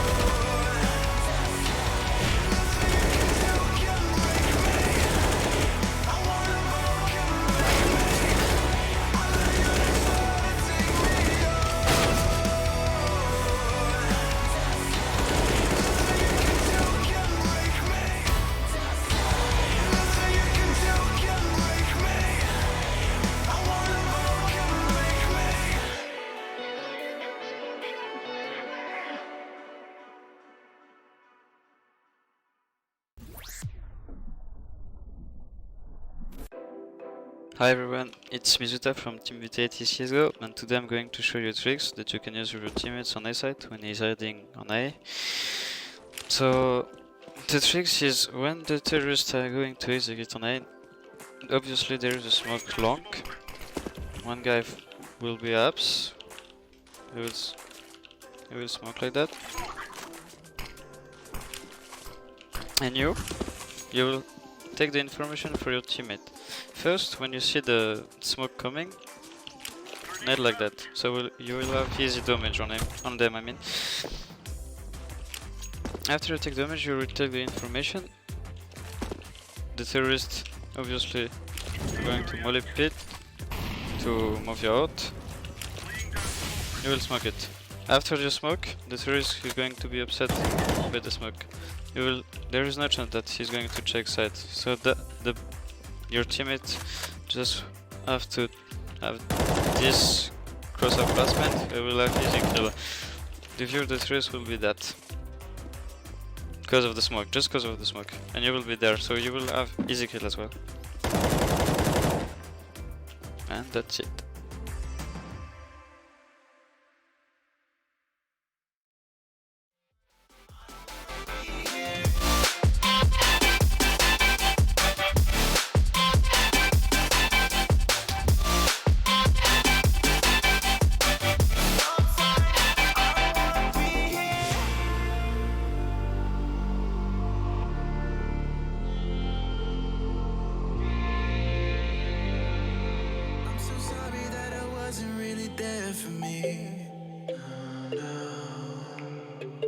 Cause nobody else is showing any empathy. Rudely awakened, quite undertaken. Did I do something wrong? Life isn't easy. Why did you leave me here with my thoughts alone? I don't wanna wake up messed up, cause I can't spend another day like this. Another type of caked up breakup, where I've been finding any way to my fix.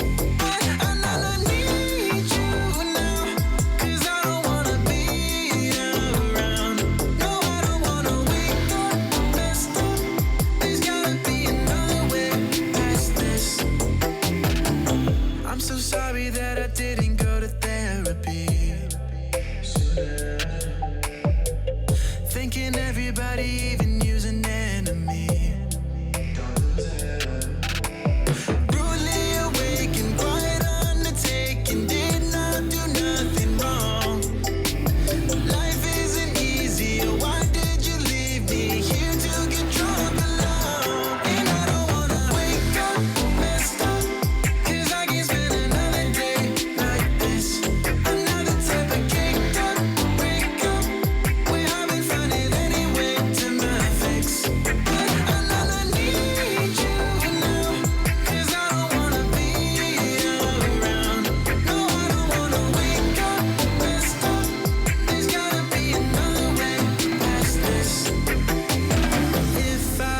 I'm so wrong and so gone, miserable.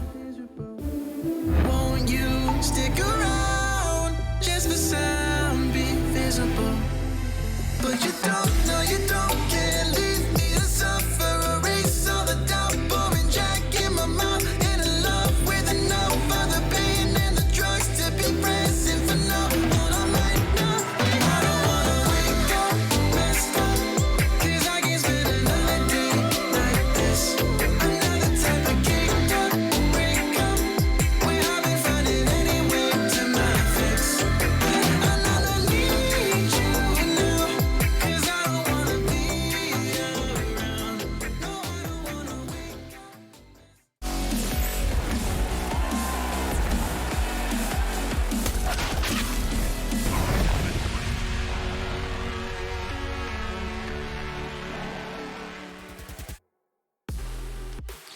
2-0 the scoreline for ENCE today as they continue their rampage through ESL Pro League Season 12. And this time it's G2 in their sights. The first map took a lot of work all the way through to overtime for ENCE to finally pick that victory. And it was also a comeback to boot. But Dust 2, they led from the front, and in the end, it kind of looked easy. These last few rounds on the T side, well, they finished things off pretty comfortably indeed. Welcome to the Mountain Dew Game Fuel post-match. I'm here on the desk in Sydney, Australia, with one big brain, five-head analyst god. That's you, yes, Mac. Raise your hand. Everybody give him a clap because he got his prediction correct, and he doesn't want to let us forget about it. Might be the first time for anything, but Easy for it's okay. ENCE. Pilski, you didn't get yours correct, but how are you feeling about that matchup? Not great. To be honest, I don't want to really face the shame of losing my predictions once again. To be honest, you know, I didn't have a good run in Cologne in terms of predictions. You had a horrible run. I don't know if you guys You had remember. a terrible run. I remember. And yet again, I've gone for the favourite, and it hasn't worked out for me. I can't believe I didn't believe in ENCE. Just got Alu and youngster Yampy running around. In fact, it was a committee. Let's be real for ENCE. It was all five of them were sick. They played really well today. Well, speaking of God Alu, we do have him on the line ready for an interview, so we might as well loop that straight on in. G'day, Alu. I think you must be feeling pretty good after that. Hi. Yeah. Yeah, feeling good. All right. Well, I guess, can I get your thoughts then on the train comeback? Because for us, it looked like things were going to be a little bit problematic. But G2, they just kept hitting that B bomb site. Was that a situation that was pretty easy for you to read on the CT side? Yeah, that's what we were kind of afraid of and prepared for. But we knew that if we get like 4 to 5 T rounds, we can easily take it as CT.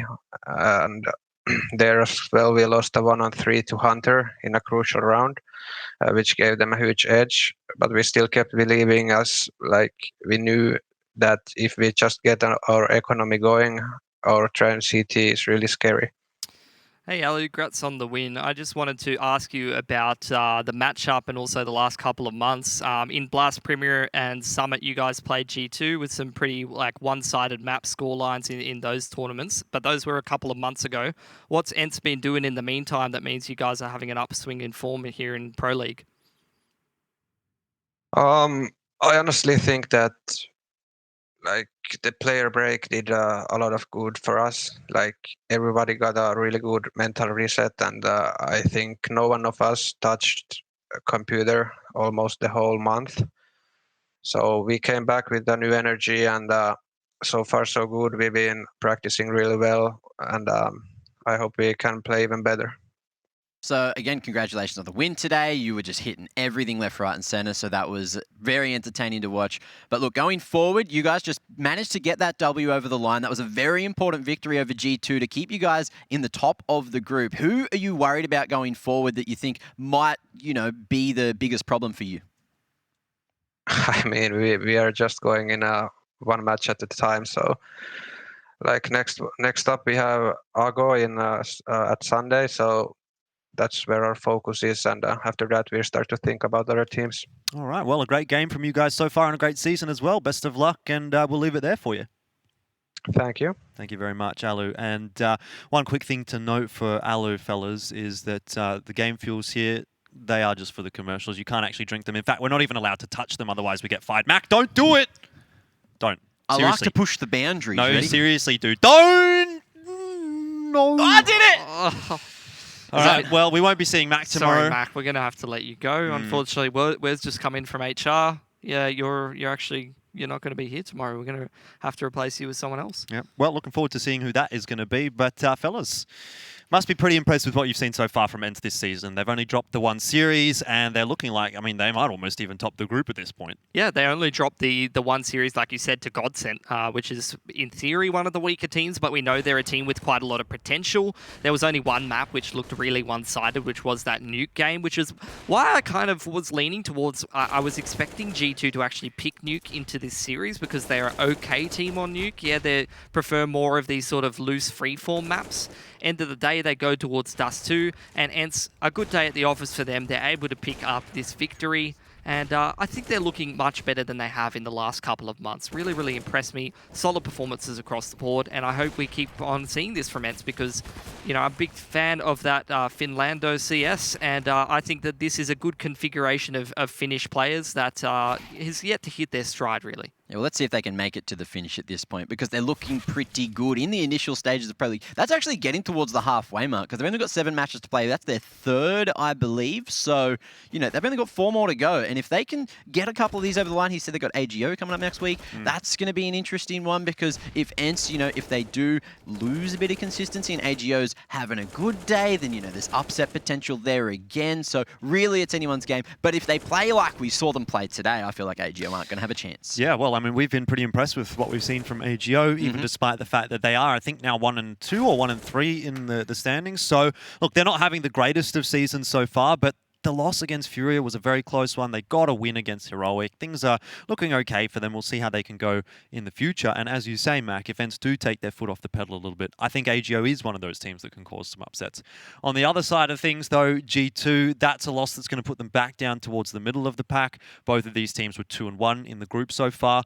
Now, obviously G2 2-2 and ENCE up to 3-1. So ENCE have done a lot to elevate their position, but G2 are going to have to continue to battle.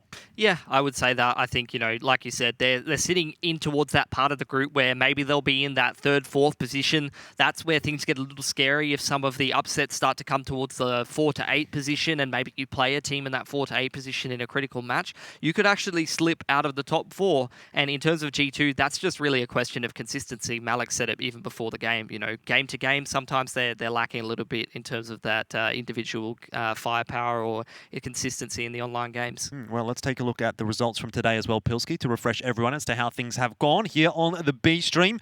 Well, you would probably be aware it was 2-0 for ENCE today against G2, so not a bad outing for them. Over on the main stream, they've also already finished their day. In fact, they finished a bit quicker than we did. Na'Vi gets the better of AGO, 2-0. Big a 1-2 scoreline against Heroic, who do bounce back from some of that shakier form in the season. And 100 Thieves get their first win on the board, which is great news for us Aussies. No bias, but we do like a bit of the Kangaroos. So I thought you said 100 Thieves lost 2-0. No. What? We've lit... No, but you guys, that's what I said. You don't listen, Mac. You never listen. I was watching the game. The game was live. There was very interesting Counter-Strike on my screen. You're like, oh yeah, by the way, 100 Thieves 1-2-0. And I'm like, well, oh, damn, that sucks. Yeah, because I thought you said Chaos 1-2-0. No, because I was watching Alu put on a performance. Are you absolutely cooked, mate? Oh, what's the time? Give me a time check, because maybe. 7 a.m. Look, it's time to go for a surf, I reckon. It's actually 7:30 a.m, Mac. Come on. Yeah, maybe. I thought it was 03, not 3. Look, from here See, it was look, upside everything's down. going wrong for you today. He can't read. He can't listen. He can't cast. All right, Mac. I tell you what. You better listen to this because I'm telling you what matches we have tomorrow. So remember, tell me. You have to prepare for this so that you know what you're talking about. So just take a deep breath, have a look at this camera, and make sure you see what's coming up. So what is coming up for us tomorrow on the B stream? That's a question. That is Cloud9 and Triumph. So we're going back to North America tomorrow over on the main stream. We'll check out what they've got for themselves as well. OG and Godsent, Complexity Fnatic, and then Astralis Mousesport. So 3 pretty damn good games over there on the main stream. But Mac, what game do we have on the B stream? C9 and Triumph. Yes, very good. Gold Star. Everyone give him a little bit of a golf clap in the chat, please. Good job. It's going to be a battle of the bottom of an 8-year-old. Yeah. So it's going to be an interesting game. You know, I like to talk over people as well. That's part of my thing. Fine. Okay. Yeah. Okay, Jordan. Okay, Pilsky. I think we better get out of here just so that we can start looking for replacements for this guy in the white shirt. You won't be seeing him tomorrow, so say a big thank you to Mac. It's been great having him so far this season, but we'll be back again tomorrow. At least Pilsky and I will be back again tomorrow. Either way, we hope you're back tomorrow as well to tune into those games with us. It's Cloud9 and Triumph there, and we'll see you tomorrow. Have a good night. Talk to me. I just want a little bit of company. You acting like you really wanna fall for me. But baby, can you tell me who you wanna be? Talk to me. I just want a little bit of company. You acting like you really wanna fall for me. But baby, can you tell me who you wanna be? I left my demons in my best. I still want something that can last. You make me feel like I'm okay. We both know that you feel the same. Ooh, baby, I got nothing else to prove. I'm talking about your bad side of me. Remember that you always get to choose. Talk to me. I just want a little bit of company. You acting like you really wanna fall for me. But baby, can you tell me who you wanna be? Talk to me. I just want a little bit of company. You acting like you really wanna fall for me. But baby, can you tell me who you wanna be?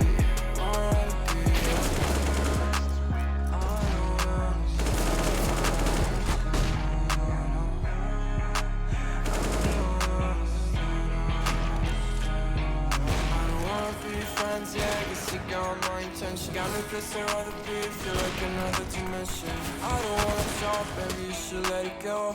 I don't wanna go, let me stay a little more. Talk to me, I just want a little bit of company. You acting like you really wanna fall for me. But baby, can you tell me who you wanna be? Talk to me, I just want a little bit of company. You acting like you really wanna fall for me. Baby, can you tell me who you wanna be? Talk to me. I just want a little bit of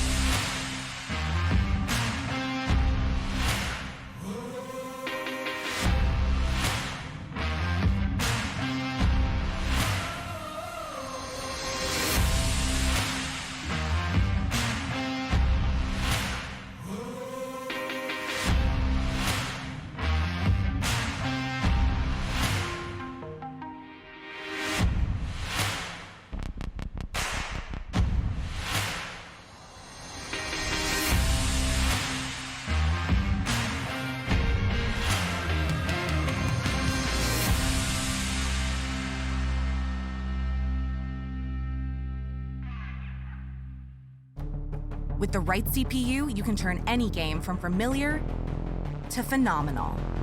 Unleash the potential in all your gaming with Intel 10th Gen processors.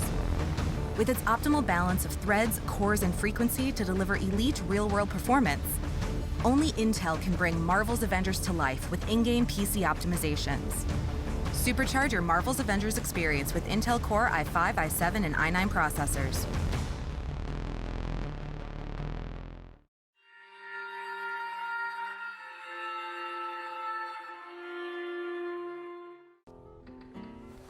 If you want to know what you're good at, and, well, also what you suck at, check out csgohub.com. Coming!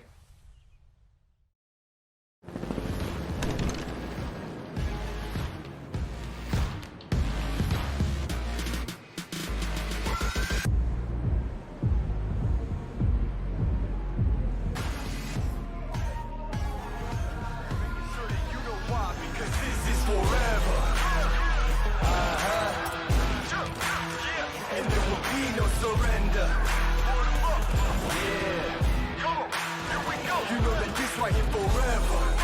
Surrender, it's forever. You know this right here forever.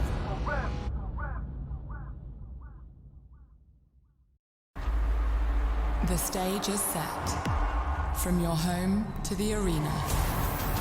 We proudly support the living room champions like we do the champions of the world.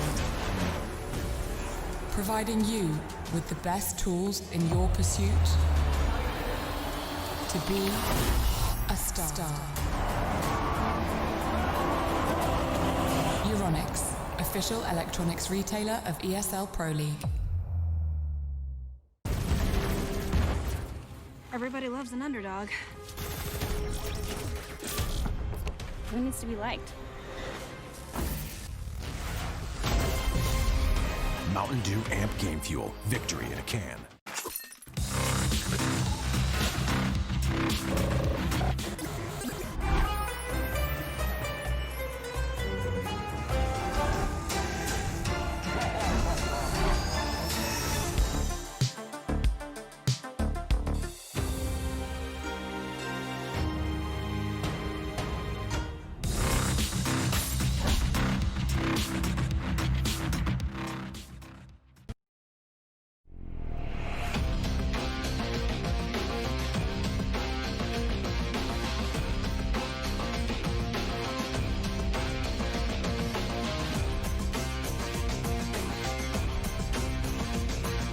Your favorites will play soon.